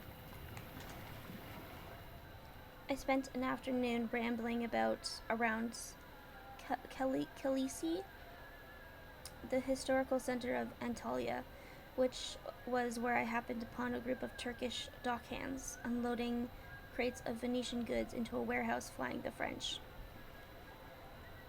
They had a passable grasp of French.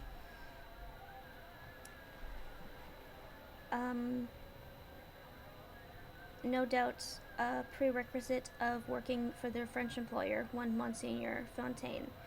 Though we've never met him, one of them added bitterly. I had found Monsignor Sophos curious, Monsignor Fontaine, after a fashion at least. Is he a good employer? I asked politely, trying to discover what I could, but my manner raised immediate suspicion.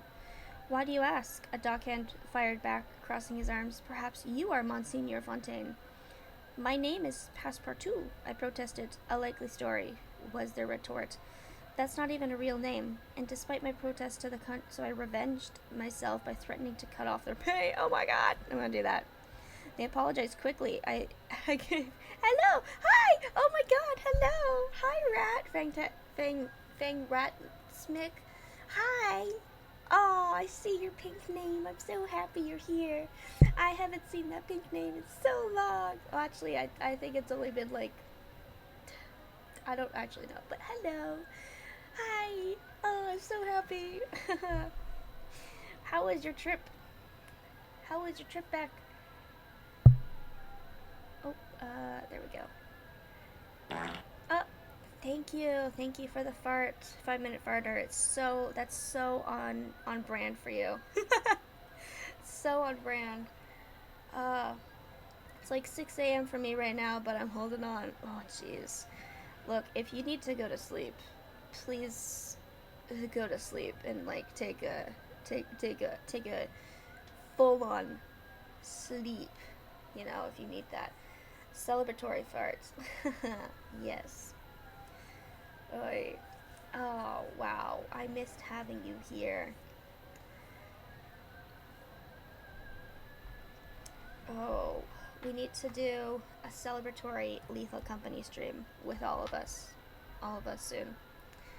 We need to do that soon. It's been so long. My trip was fun. Lots of stories for you guys, but I'm not happy to be back. Yes, we do need to do a stream. I know. But look, I think it's the longer you stay here, the longer you get to be back there for. I don't know how that works. Exactly. You told me, and then I've forgotten, so, yeah. Yeah, more or less. Okay, great.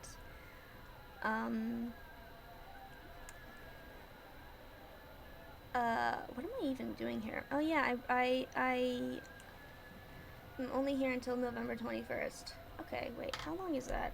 Let me see.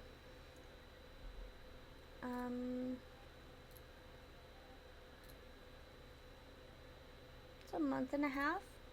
Nice. And then does he come up here afterwards?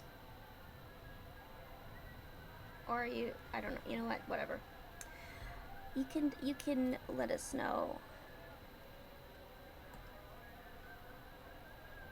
elsewhere. Okay. So I revenged myself by threatening to cut their pay. They apologized quickly. I gave a booming laugh, the sort the Monsignor Fontaine of my imaginings would boom. Alas, behind his bluff exterior, he had only recently suffered heartbreak. Such an empathic fellow he was, prone to making friends. He recently suffered heartbreak. He probably will, maybe for my birthday or something, but I'm working on immigrating currently. Nice. That sounds amazing.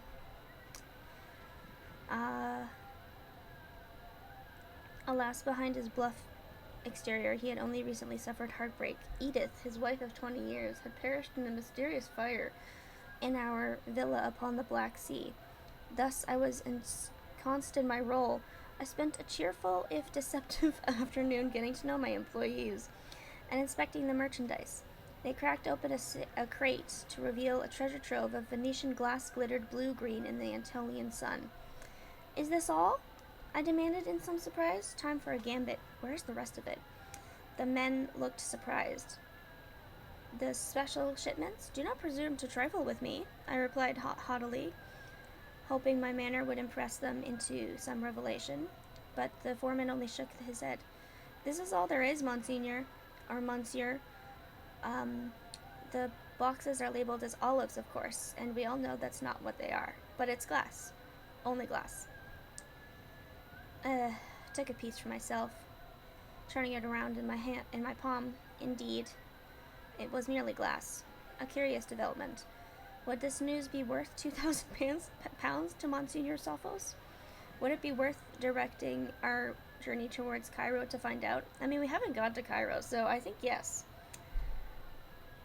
Oh, wow, that improved slightly with fog. Interesting. Let's explore anyways. We have time. Spent a few hours in exploration learning ways in which we might travel onwards. Let's go to the market. We've already actually been here. We don't need to be here. Okay, so we got to Antalya. And then we can go to Cairo. It arrives on Tuesday. Or we can go to Beirut, Alexandria, Monday, Tuesday, Wednesday, Thursday. Okay. Yeah, that's good. Hotel. As night fell, I attended to Monsignor Fogg, providing him with clipped moustaches.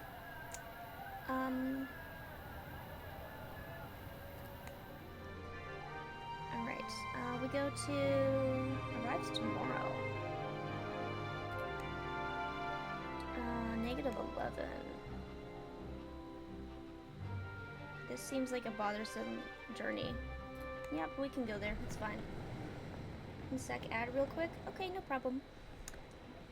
The Nefertiti was a tall-masted Egyptian clipper that sailed around the coastline from Antalya all the way to Alexandria. I asked the skipper if he had considered longer voyages. I was content to enjoy the ride, for as long as it would last. The boat sailed smoothly, the water was clear and beautiful, and with Monsignor Fogg happily ensconced below decks, I was free to enjoy a stroll on deck well into the evening. Your character is now suave. Oh, I'm so suave now. Oh, I don't know why I said it like that, but I'm suave. I'm so cool. Thank you. Your attentions are most beneficial. Ah ha ha. The evening drew on, and the crew served gin slings with great cheer, the captain nodding to me as the liquor poured. Enjoy, he called. I saluted him with my glass, and savored the cool drink as the sun went down in fire and smoke across the sky. Have you been to Egypt before? The captain asked. It is truly an amazing place, a birthplace. Oh my God, a birthplace of innovation, of thought itself. A truly ancient and mysterious place, I agreed. That it is. The captain looked wistful. The gin was going to his head. Did you know the artificers have rebuilt the library? I did not. What good building a new library does them, I do not know, since everything in the ancient one was lost, but it gives me hope that my country can be great once more. Damn, that's a rough sentence. Oh, we landed in the harbor at Beirut just after dark, and I suggested to Monsieur Fogg we leave the ship.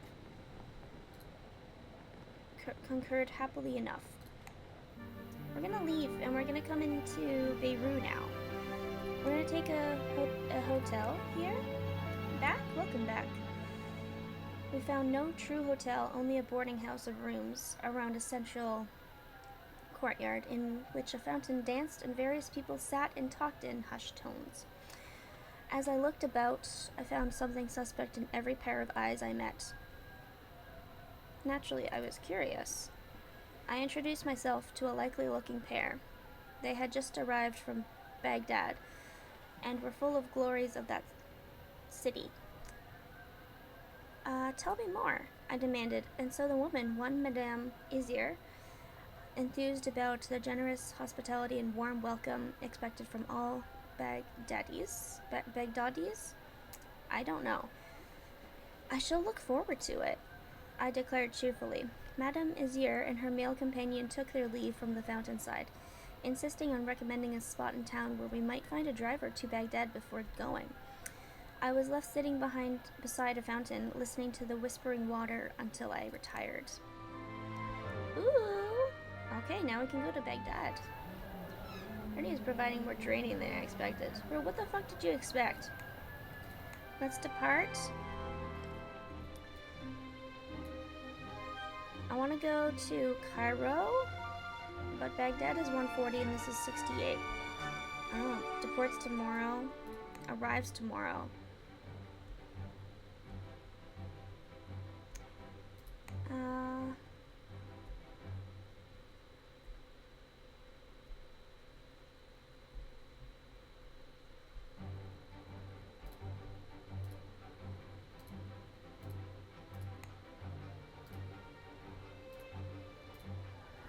Okay, wait. Oh, jeez. Okay, wait. Depart.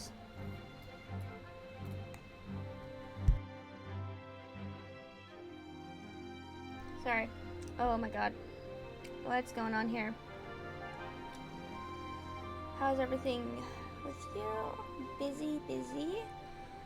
Pretty tired, understandable. Honestly, it is surprising how much homework you have in college. No time to think about it, really.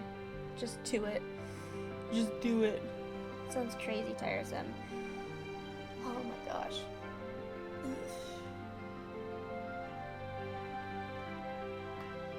Okay. Oh.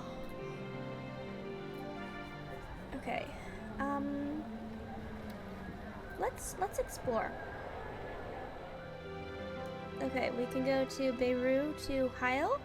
We have to go there to sell some shit. It is, but some things are fun. What are the things that you're doing in like your lab classes? That's what we called them for baking, but do you call them lab classes as well? Like going to the lab to do something? I don't know, gotta go to bed soon, because class in the morning. Oof. What time are your classes in the morning? Like, because I remember having a class at like 7 in the morning, 7 to 2. That was like genuinely a horrible class. Okay. Steamers thronged Beirut's modern harbor, and airships hung in the air above, tethered with long cables to rows of purpose-built iron rings which ran perpendicular to the clocks. Tuesday is conservation 9 a.m. to 1 p.m. We're doing paper repairs right now. Paper repairs? Like repairing paper? What does that mean? I don't know what that means. The city sprawled out from the confines of its ancient walls, yet was bounded by the shadow of Mount Lebanon to the north. And a group of merchants were heading into the city, and I thought it prudent to follow in their footsteps. I could not stop looking around. Oh, wait, I picked the other one. I fell quickly into conversation, of course. They were all Maronite Christians, displaced by the conflicts with the Druze tribes on the mount, and eager to make their fortunes. They were well disposed towards me. They were, I think, they were disposed towards me. Yeah, repairing paper. Oh, nice. We wash it. We dry clean it, wash it, repair holes and tears. So fun. And Fridays I have photography, and the other 3 classes are more like admin, academic ones. That sounds really fun. That sounds really fun. That really does.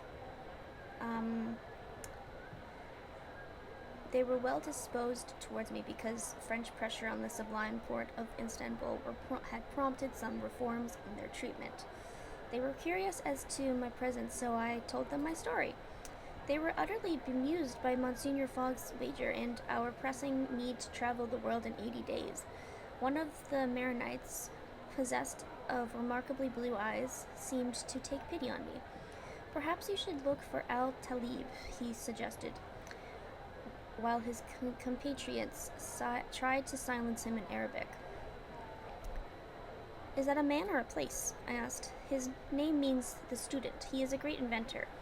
The merchant explained.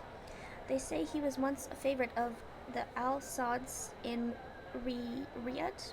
but their rivals of al-Rashid's threatened to start a war to claim his inventions. But because he was a peace-loving man, and wished to avoid bloodshed, he just packed up his things and walked into the desert. Where can he be found? Nobody knew exactly where until the youngest piped up. My uncle is a camel driver in Hayel. He told me he saw a strange pyramid glowing with lightning in the Rub al-Khali. It must have been al-Talib. Sounded too fanciful to be true. But the merchants insisted I should go to Hayel, which is where I'm going anyways, and set out to find this al-Talib, who could help me win this improper wager with his marvelous inventions. Let's go to the market here. What can we get here?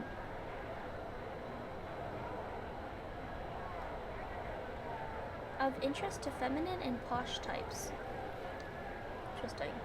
Hooded cloak. A neck cushion.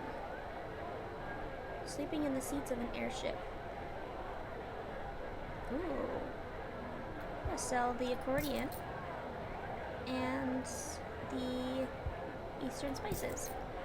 I'm gonna get the neck cushion. Oops, put that there. And then I'll put these things here. Should I get the perfumed oils? And all your classmates are like super weird. That's nice. It's amazing.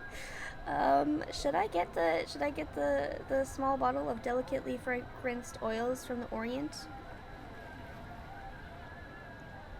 It's of interest to feminine and posh types. The oils will help you if you need to bribe people of that type, I think. Oh.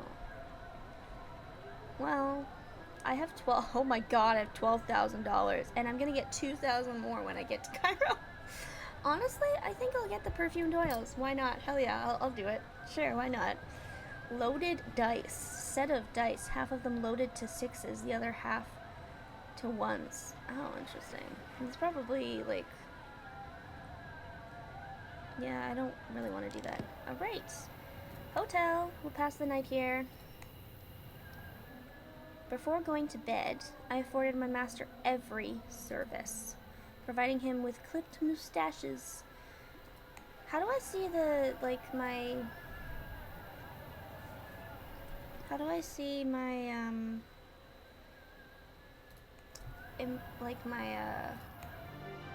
we've visited 10 cities out of 100 and, wow, 23 days and counting. Damn, that's a lot. Like, when you're able to talk to a bunch of passengers, sometimes you can give them stuff to keep them talking to you. Oh. Interesting. Is there anything new at the market? There is nothing new at the market. Okay, let's depart to Cairo. Arrives today. Let's go. Once you finish the trip, it will tell you the stats. Okay, you can't see the relationship with fog or the character traits. Okay. But where do you see them? We sailed once more abroad the Nefertiti at first light back out into the glittering waters of the Mediterranean Sea. I'm just gonna have a drink of my drink because I have literally not had a drink in almost 2 hours. Wow, that's awesome. Good for me.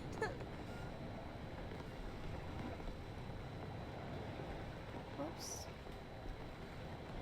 I literally accidentally closed my Twitch, so now I have to open it again.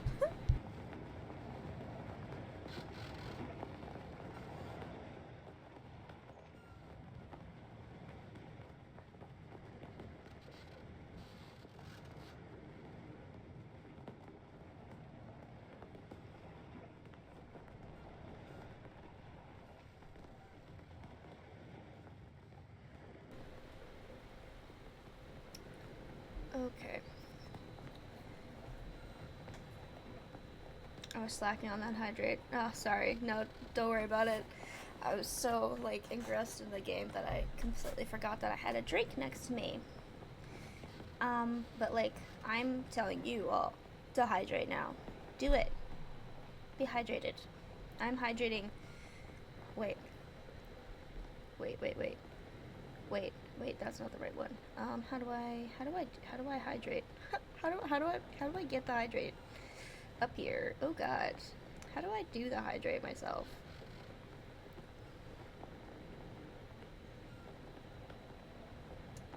I cannot myself put hydrate for some reason on my phone, so. But, like, hydrate though. Do it. Okay. I went above and was surprised by the. Thank you. Thank you very much. Surprised by the atmosphere on deck. I hydrate. Yes. The sailors were stretched out on the deck, enjoying a moment of calm. An hour or so later, they were swarming the rigging and their masts, bringing us slowly.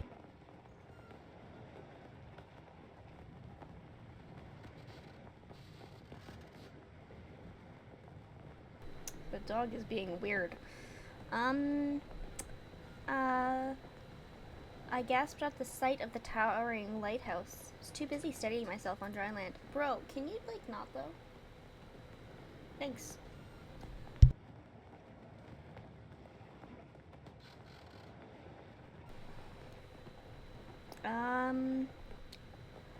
From the port, it was a short carriage ride to Cairo. And we arrived in good time.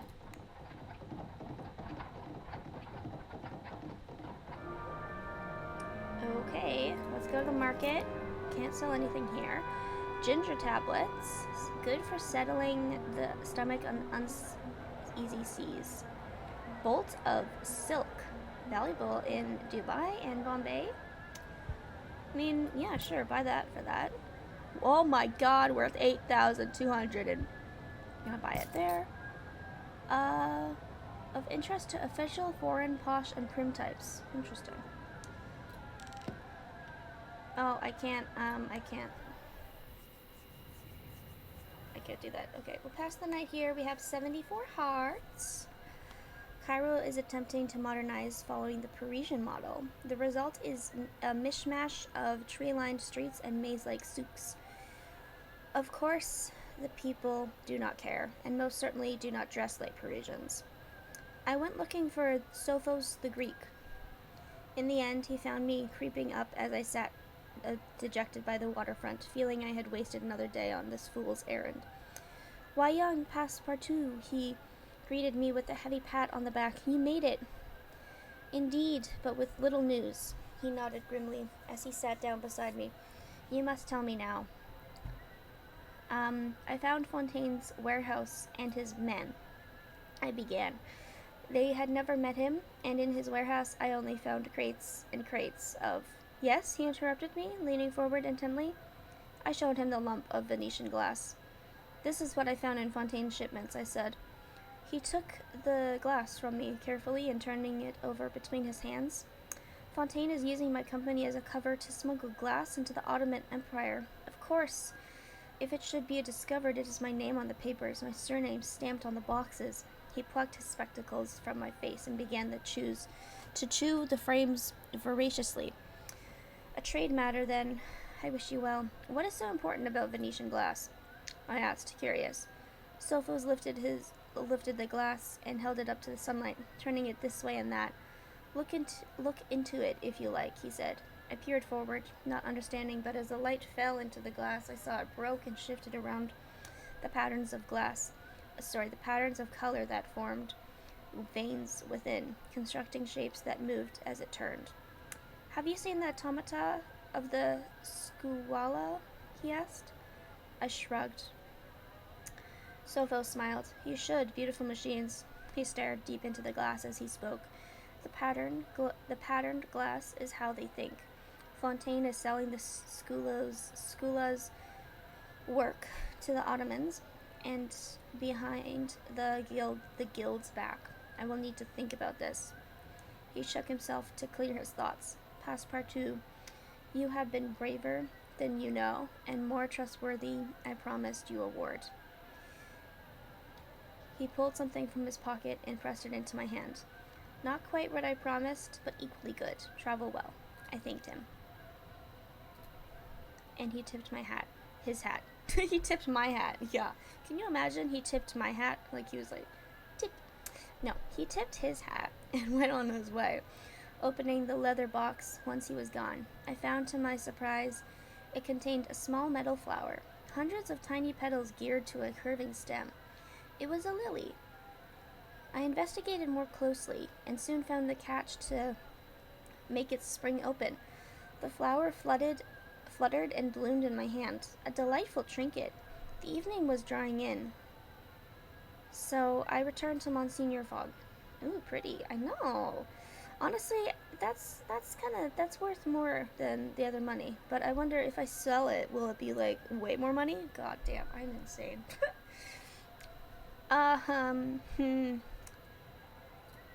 Okay. Let's explore for like 4 hours. Okay, we can go there. Oh wow, we can go to High Hill from here. I think that's how you say it. I walked the streets a while, discovering the possibilities of how we might make progress. Okay, never mind. Hotel, because it's already like 10 p.m. Can't go anywhere. Made ourselves comfortable at night. Offered my services to my master. Strengthened slightly, nicely. Okay. Oh wow. Suez departs before 9 p.m. Arrives today. What if we go here? Embark. Oh, wait. Suez might be, it is cheap, but I do want to go to High Hill so I can get rid of the, which is a north route. We're gonna go to High Hill because we got a few things to sell there.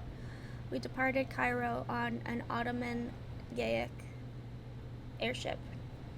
I could feel the rumble of the engine below my feet, louder than I was perhaps used to. The Gaelics were coal gas rather than steam powered, a useful feature since so much of Ottoman land was desert. Much appreciate Passepartout. I feel most comfortable. I looked in the control room, more spacious than the European standard, but similarly arrayed with altimeter, gas valve controls, inclinators, and gyroscopes. I waved to the captain, who cast me a weary look and signaled for a crewman to attend to me. This is a remarkable ship, I enthused, and his expression lightened. She has twin propellers and an Al-Safo coal gas motor. One of the first ever designed, he boasted. One of the first airships built for war, though now she is a transport. The Gaelics are the safest ships in the Ottoman air fleet. Wait, this is an airship? Looks like a pirate ship. Interesting. Ah, very dependable, I allowed. Unable to resist tweaking the affronted crewman. What the hell does that mean? A low buzzer began to sound, and the captain began barking orders as we descended. The crewman excused himself stiffly, and I paced the observation deck until we docked at our destination, the desert settlement of High Hill in the Al Rashid Emirate. Nice. Several of our positions would trade well here. We should sleep here and explore in the morning. Okay, worth $7,000 here. Oh wow, Mechanical Lily is worth $8,000 in Muscat. Sell for $170. I'm gonna wait until we're in Muscat to sell it because we're not there right now.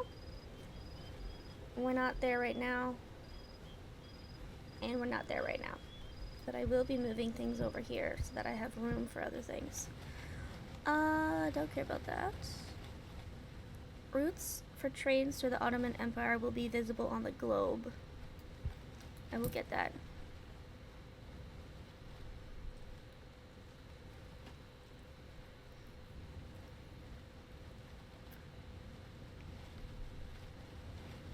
Nice. Yeah, that's it.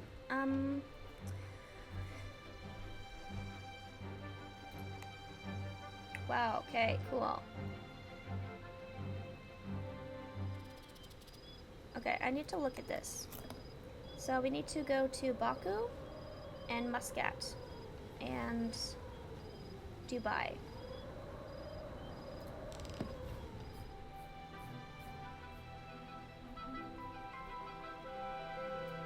Oh, we have to go here?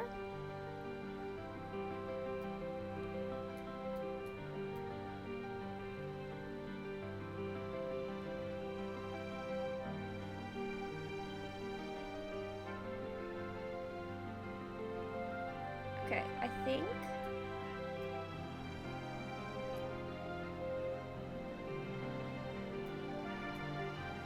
we should go. Oh, I don't know.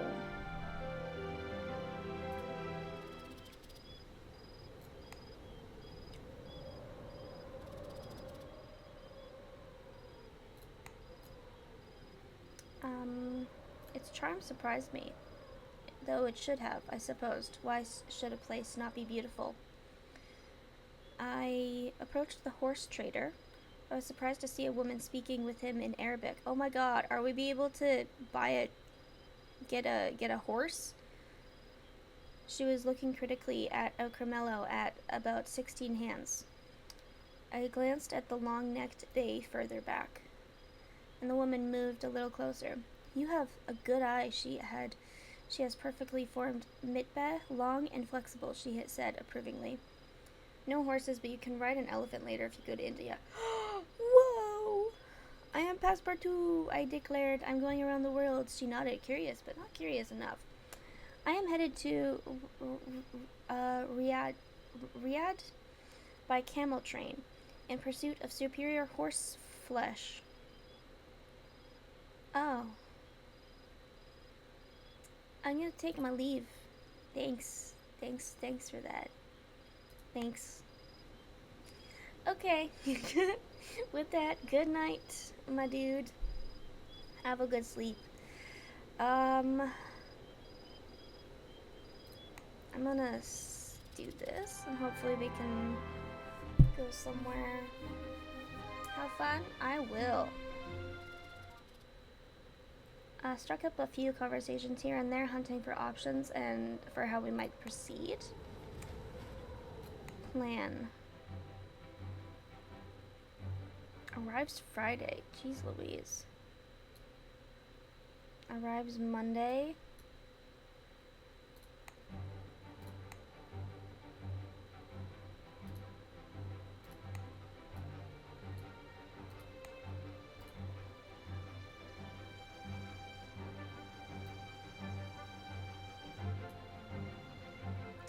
$14 days? Oh, absolutely not.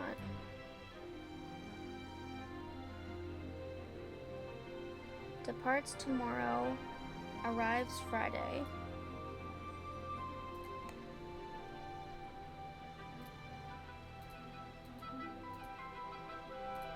Okay, so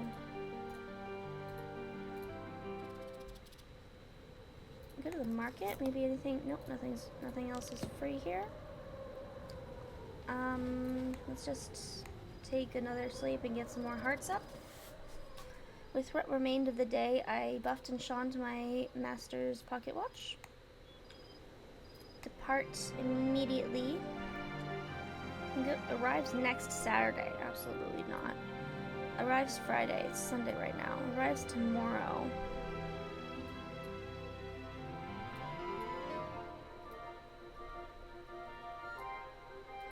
We're gonna go to Baghdad. Stop moving.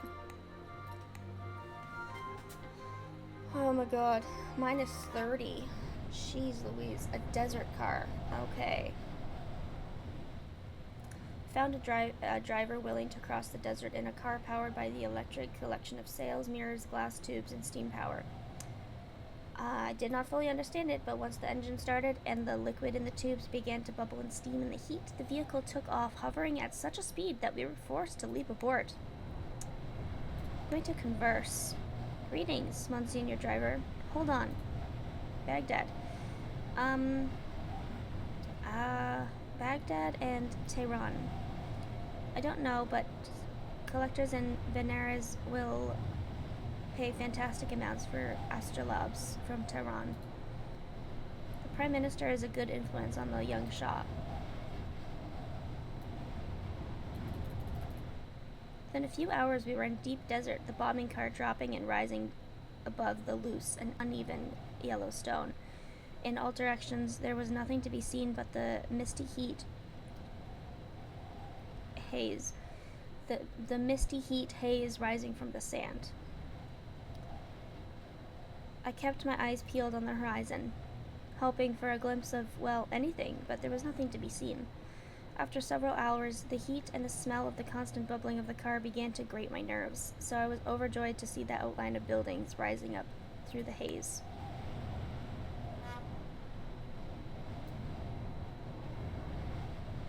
And we're there. We spent the night feasting on spices and pulses and drinking a dark beer-like drink.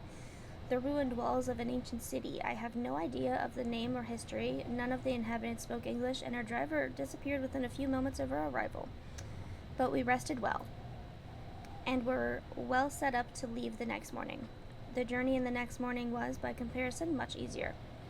I asked about the ruins, and the driver shrugged. Very old indeed, he said. Once a river ran through the city, and for 4,000 years a great empire flourished. What happened to it? He shrugged. The river moved. Some changes could not be prevented. The domes and towers of Baghdad rose into view, and the sound of chanting drifted across the open plains towards us. We'll have to sleep here and explore in the morning.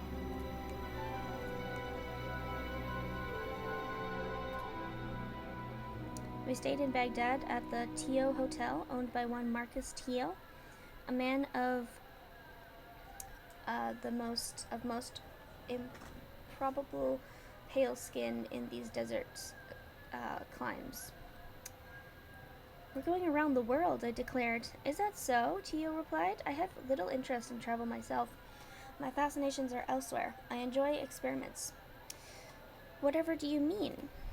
I asked, intrigued. I have a great fascination with things, he replied, gesturing with a hand around the bar, the cluttered shelves, the ornaments, the fine antiquities that covered every surface, and I recently acquired a most wonderful thing. What is that? A balloon, he declared with great joy. My son is taking it to Tehran in a few days. Are you a fellow balloonist, dear sir? Perhaps you would enjoy the ride. I looked on in interest. From, oh my god. From a shelf on the wall, he took down a beautifully crafted dagger. This is as old as the city, and very valuable, I'm sure. Please, from me. I cannot accept such a you are most generous. Oh, I'm not, he smiled. I've been told by people I trust unreservedly that this thing brings bad luck, and I will be happy to get rid of it. Why not throw it in the river, then? The only way to lift the curse is to cede ownership to someone who is aware of it. Should I lose it by either design or happenstance, I would be cursed forever. So, Passepartout, will you take it from me? I am not superstitious, I told him, and slid the dagger into my belt. It was a very fine item indeed, a beautiful weight with a cool bejeweled scabbard. A most honest man, Monseigneur Tio. I thought as I bid him good night, if perhaps not the cleverest macaron in the patisserie. That's a weird saying. I've literally never heard that before. We can go to Tehran now. In Quetta, if we don't find a use for it. We're armed with that dagger. Okay, we're armed with a dagger. Interesting.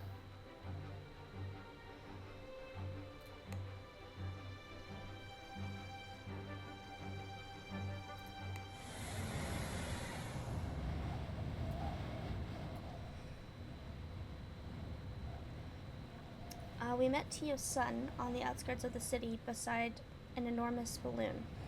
This is Lawrence, Marcus said. He will take you to Tehran. Your fellows are the navigators? Yes. Good to meet you. Off we go.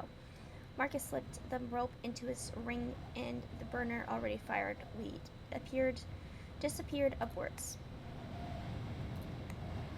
Dungeons are most appreciated. Oh, thank you.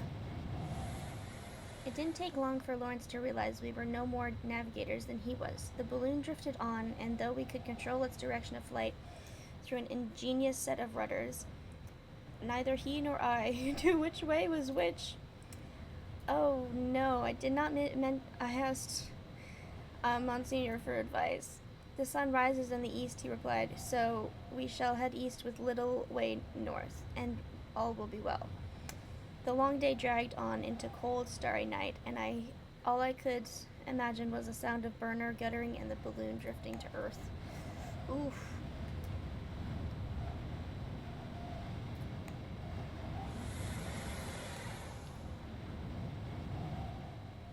You know my father well? No, but he sounded like a decent fellow. Lawrence shook his head. He's a cruel miser who uses people to his own ends and hides behind a smile. To be sure, if he put you on his balloon, he had a reason for it. What possible motive could he have? Honestly, I have no idea. It's wheels within wheels with that man, Lawrence sighed. I wish I could have had a simple father, one who was easy to outstrip. Balloon buffeted a bit, and Lawrence skillfully opened the burner to lift us higher over the mountains. Did he try to shift that dagger onto you? I took the dagger from my belt, and Lawrence all but shrieked. You brought it on board? A hot air balloon? Are you insane? Why, surely you do not believe in curses. Not curses, engineering. Did you not notice the marks in the walls of the hotel? The dagger moves by itself. I looked down at my belt with alarm. I tore the dagger from my belt and held it over the edge. No, I looked down at my belt. The blade was resting against my thigh. Quite still for now. Why are you making this trip? I asked, curious. You do not seem like a natural adventurer. I'm not, Lawrence replied. My father insisted I test the balloon. He pays for my schooling, so I had no choice. Ah then, another servant. Okay. Despite heavy winds and whatever powers this curious blade of Tio's possessed, we made it to the ground level on the outskirts of Tehran. Lawrence shook us both by the hand and wished us well. And you. I wished him luck. Then we departed into the city. Well, we took a balloon to Tehran.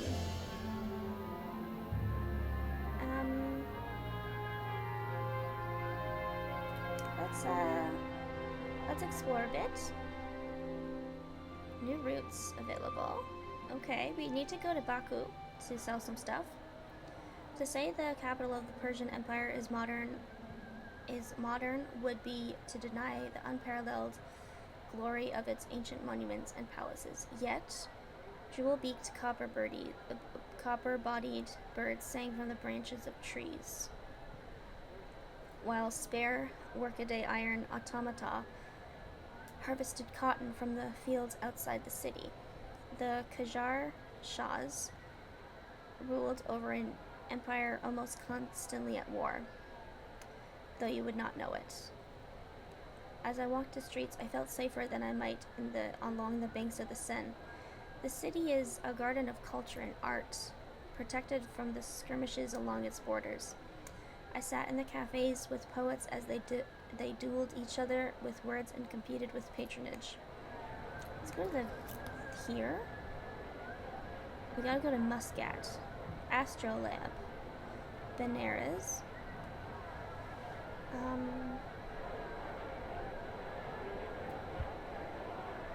my god, it's called the Cursed Dagger. Wow.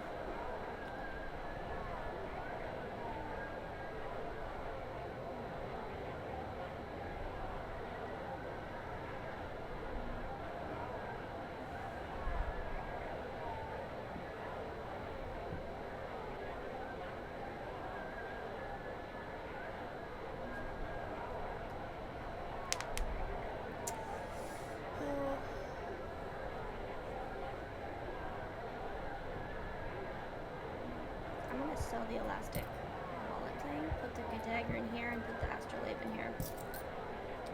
Yeah, that's good.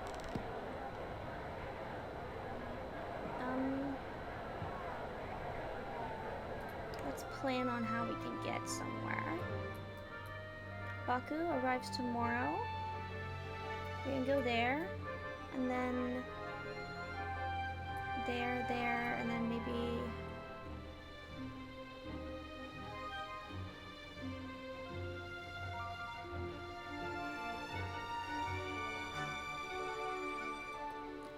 at our thing so far. I have to go to Muscat, so maybe instead of going up to Baku yet, we can go to Muscat, or we can go here, here, here, here, here, here, and then we can go down this way. Let's go, let's go to Baku tomorrow. And we gotta go to Dubai as well. Okay, hotel. Pass the night here. Poets and musicians retreated as night fell, and the cafes filled with technicians drinking heavily sweetened coffee and racing their inventions across tabletops. I sat with the shard engravers as they took turns to scratch minute symbols on a piece of colored glass. Is that a device? They smiled and lifted one shard, turning it one way and that in the gaslight. This is an automaton's brain, or will be, once it is complete. Their brains are crafted by hand? How else could it be done? A woman laughed in reply. This is true skill, a young bearded man agreed, eyes bright behind his jeweler's loupe. The artificers only allow those with the steadiest hands to become engravers. Are you all artificers here? I asked with interest. We are, but it is hardly enough to qualify us to make an automata, a middle-aged fellow by the name of Rafik remarked. Then what qualifications do you need? I asked, leaning forward. In other countries, Rafik continued derisively, a copper lily may be enough for an artificer to complete their education, but we all apprentice to other guilds and craftsmen.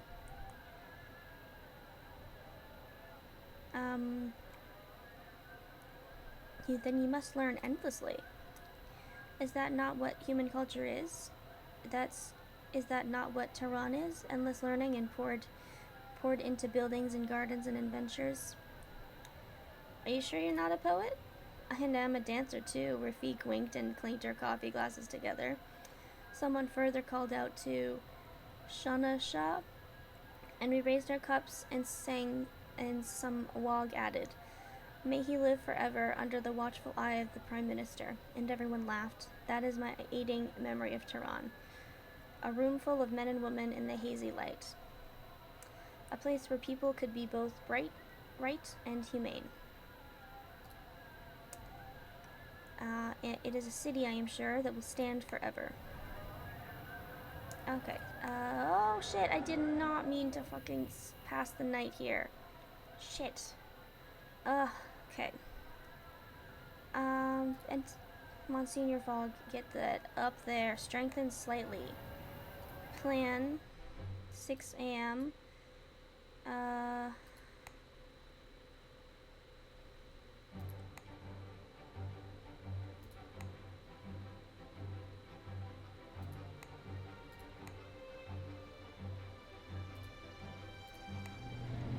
Spent money to get to that place, but we're gonna be selling something from there, so it's gonna be perfect, be worth it.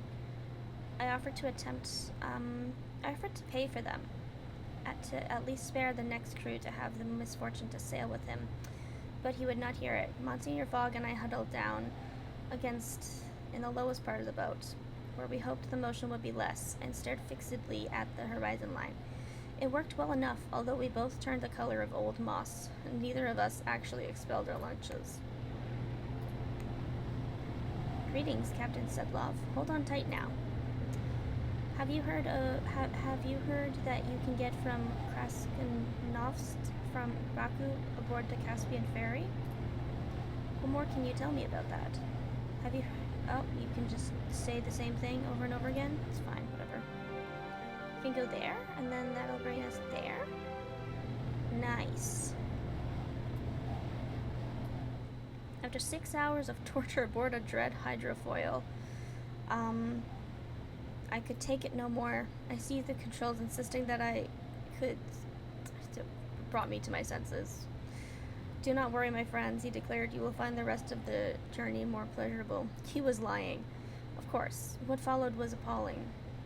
Finally, Captain Sedlov sighted land. Baku, he declared, do not worry, my friends. You will find it more comfortable place to be.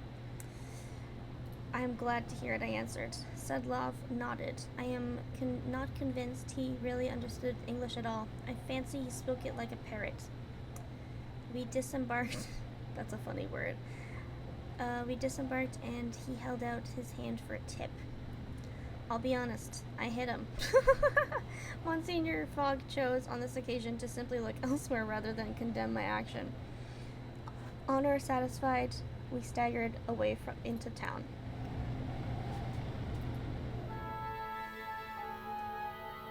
Some of our possessions can be sold here. Okay.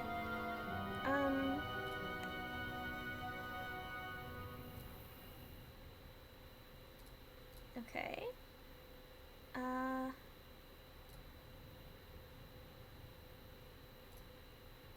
I asked a passerby on why they queued. The first patch of our land has been sold off, she answered gloomily. We are stockpiling before it becomes illegal to take the oil well. As I walked away from the oil well, I felt curiously sticky, and later that evening I found dark shimmering tear in the corner of my eye. Oil spreads everywhere in Baku. Wow. Okay, let me see where I should depart. Arrives today. Okay. But when are we going?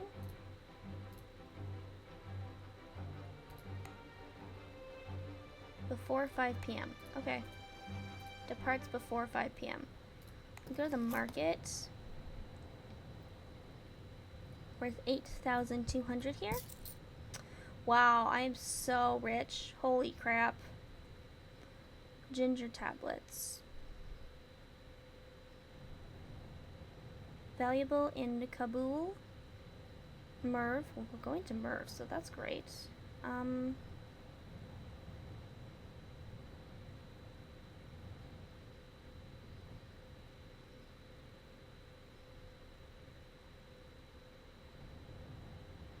Honestly, I'm gonna sell the stuff, and I'm gonna get the tartan blanket instead,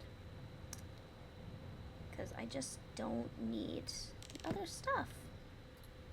Honestly, let's embark. Let's go.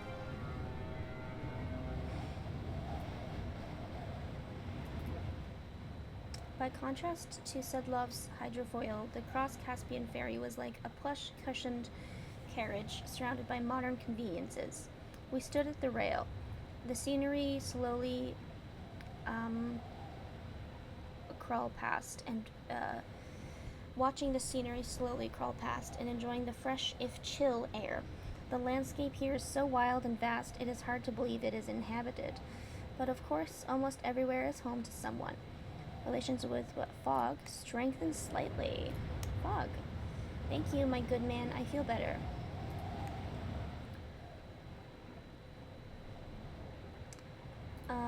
Okay.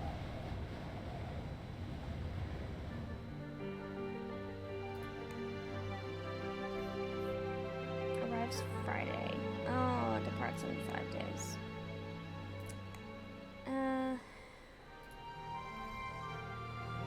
Shite.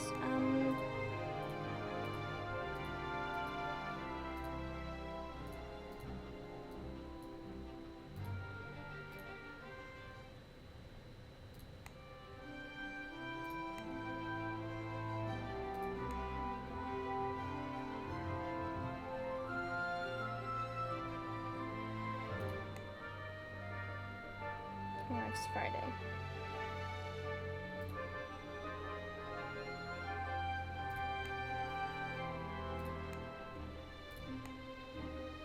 Great.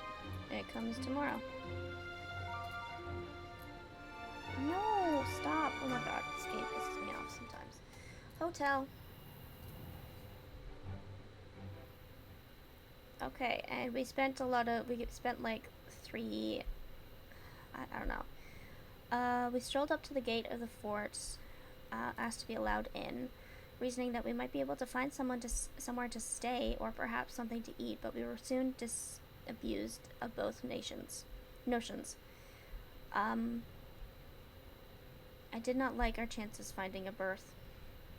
aboard a military train, but Monsignor Fogg seemed quite confident and attempted to trusted to sheer bloody blindness.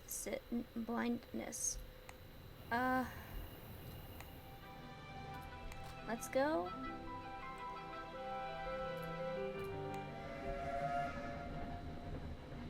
I think I'm using a little bit too much money, but it's okay. We've got a lot of money to use up, so it's okay. We must consider our approach.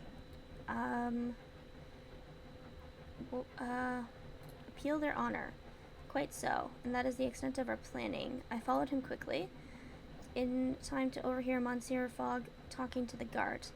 You may be surprised by the presence of an Englishman in a Russian military fort, he was saying. Therefore, you must assume we are here on the highest authority and extremely urgent business, but I have no papers, so you must also assume that our purpose is somewhat secret. Therefore, I rely on you to rely on my order.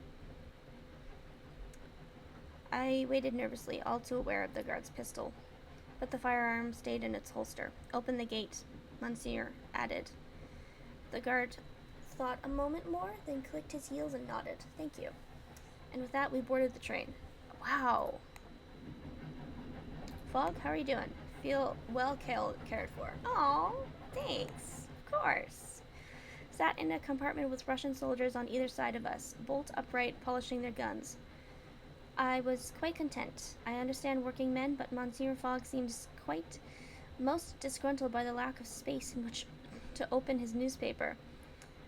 I said nothing, not wanting our plans to be overheard. But my master had no such reservations. The train will not take us very far, he declared. However, there is a rumor that line does no go to Merv at all. That line, and where on earth is it wise to where? To Herat. From there we may travel to Kabul. Deteriorated slightly. Okay, well, that's...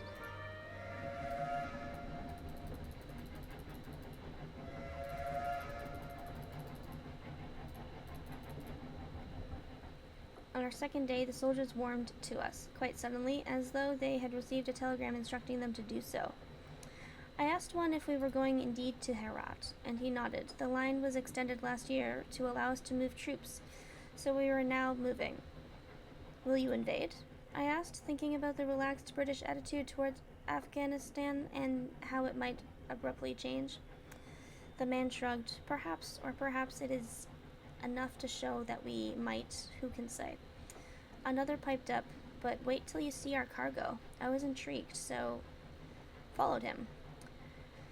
Out of the third-class car, into the gutted van in which a heap of metal parts had been carelessly flung.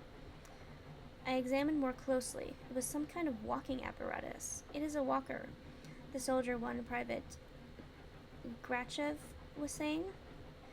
When we march, will we stop? When we march, will we stomp? Most impressive. Indeed so. These machines can walk enormous strides over the terrain. Perhaps then we could hire one? I continued. My master and I are going on a journey. The man smiled. We have a small group going on a long march. For the right price you could join us. No one can see who's riding those things too clearly. And what is the price? About £1,000 should cover the risk to my person, he replied. Cannot I appeal to your honor? We are trying to win a wager. You cannot, he replied. And where are you marching to? This is a military information, he replied. Then the journey is not for us, I replied indifferently. He thought a moment. Very well. We march across Afghanistan and on to Waltaire. That is thousands of miles. 1,700 miles. We'll take 6 days, I think. I shook my head at the audacity of the idea. We will be leaving from the barracks near the station, my friend told me. Be there if you choose. The price is 1,000, no more, no less. We arrived to Herat station a few hours later and disembarked, waving farewell to our cheerful Russian comrades. Damn, okay. Holy crap, that'll bring us so far. Voltaire. Jeez Louise. Damn. That brings us so far. Okay. Valuable here. Sell for 300. I'm gonna wait until we're in Voltaire to sell this one. That's not really... China tea sets. Kabul.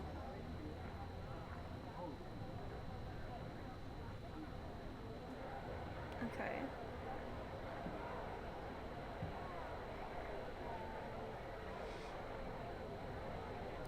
Okay.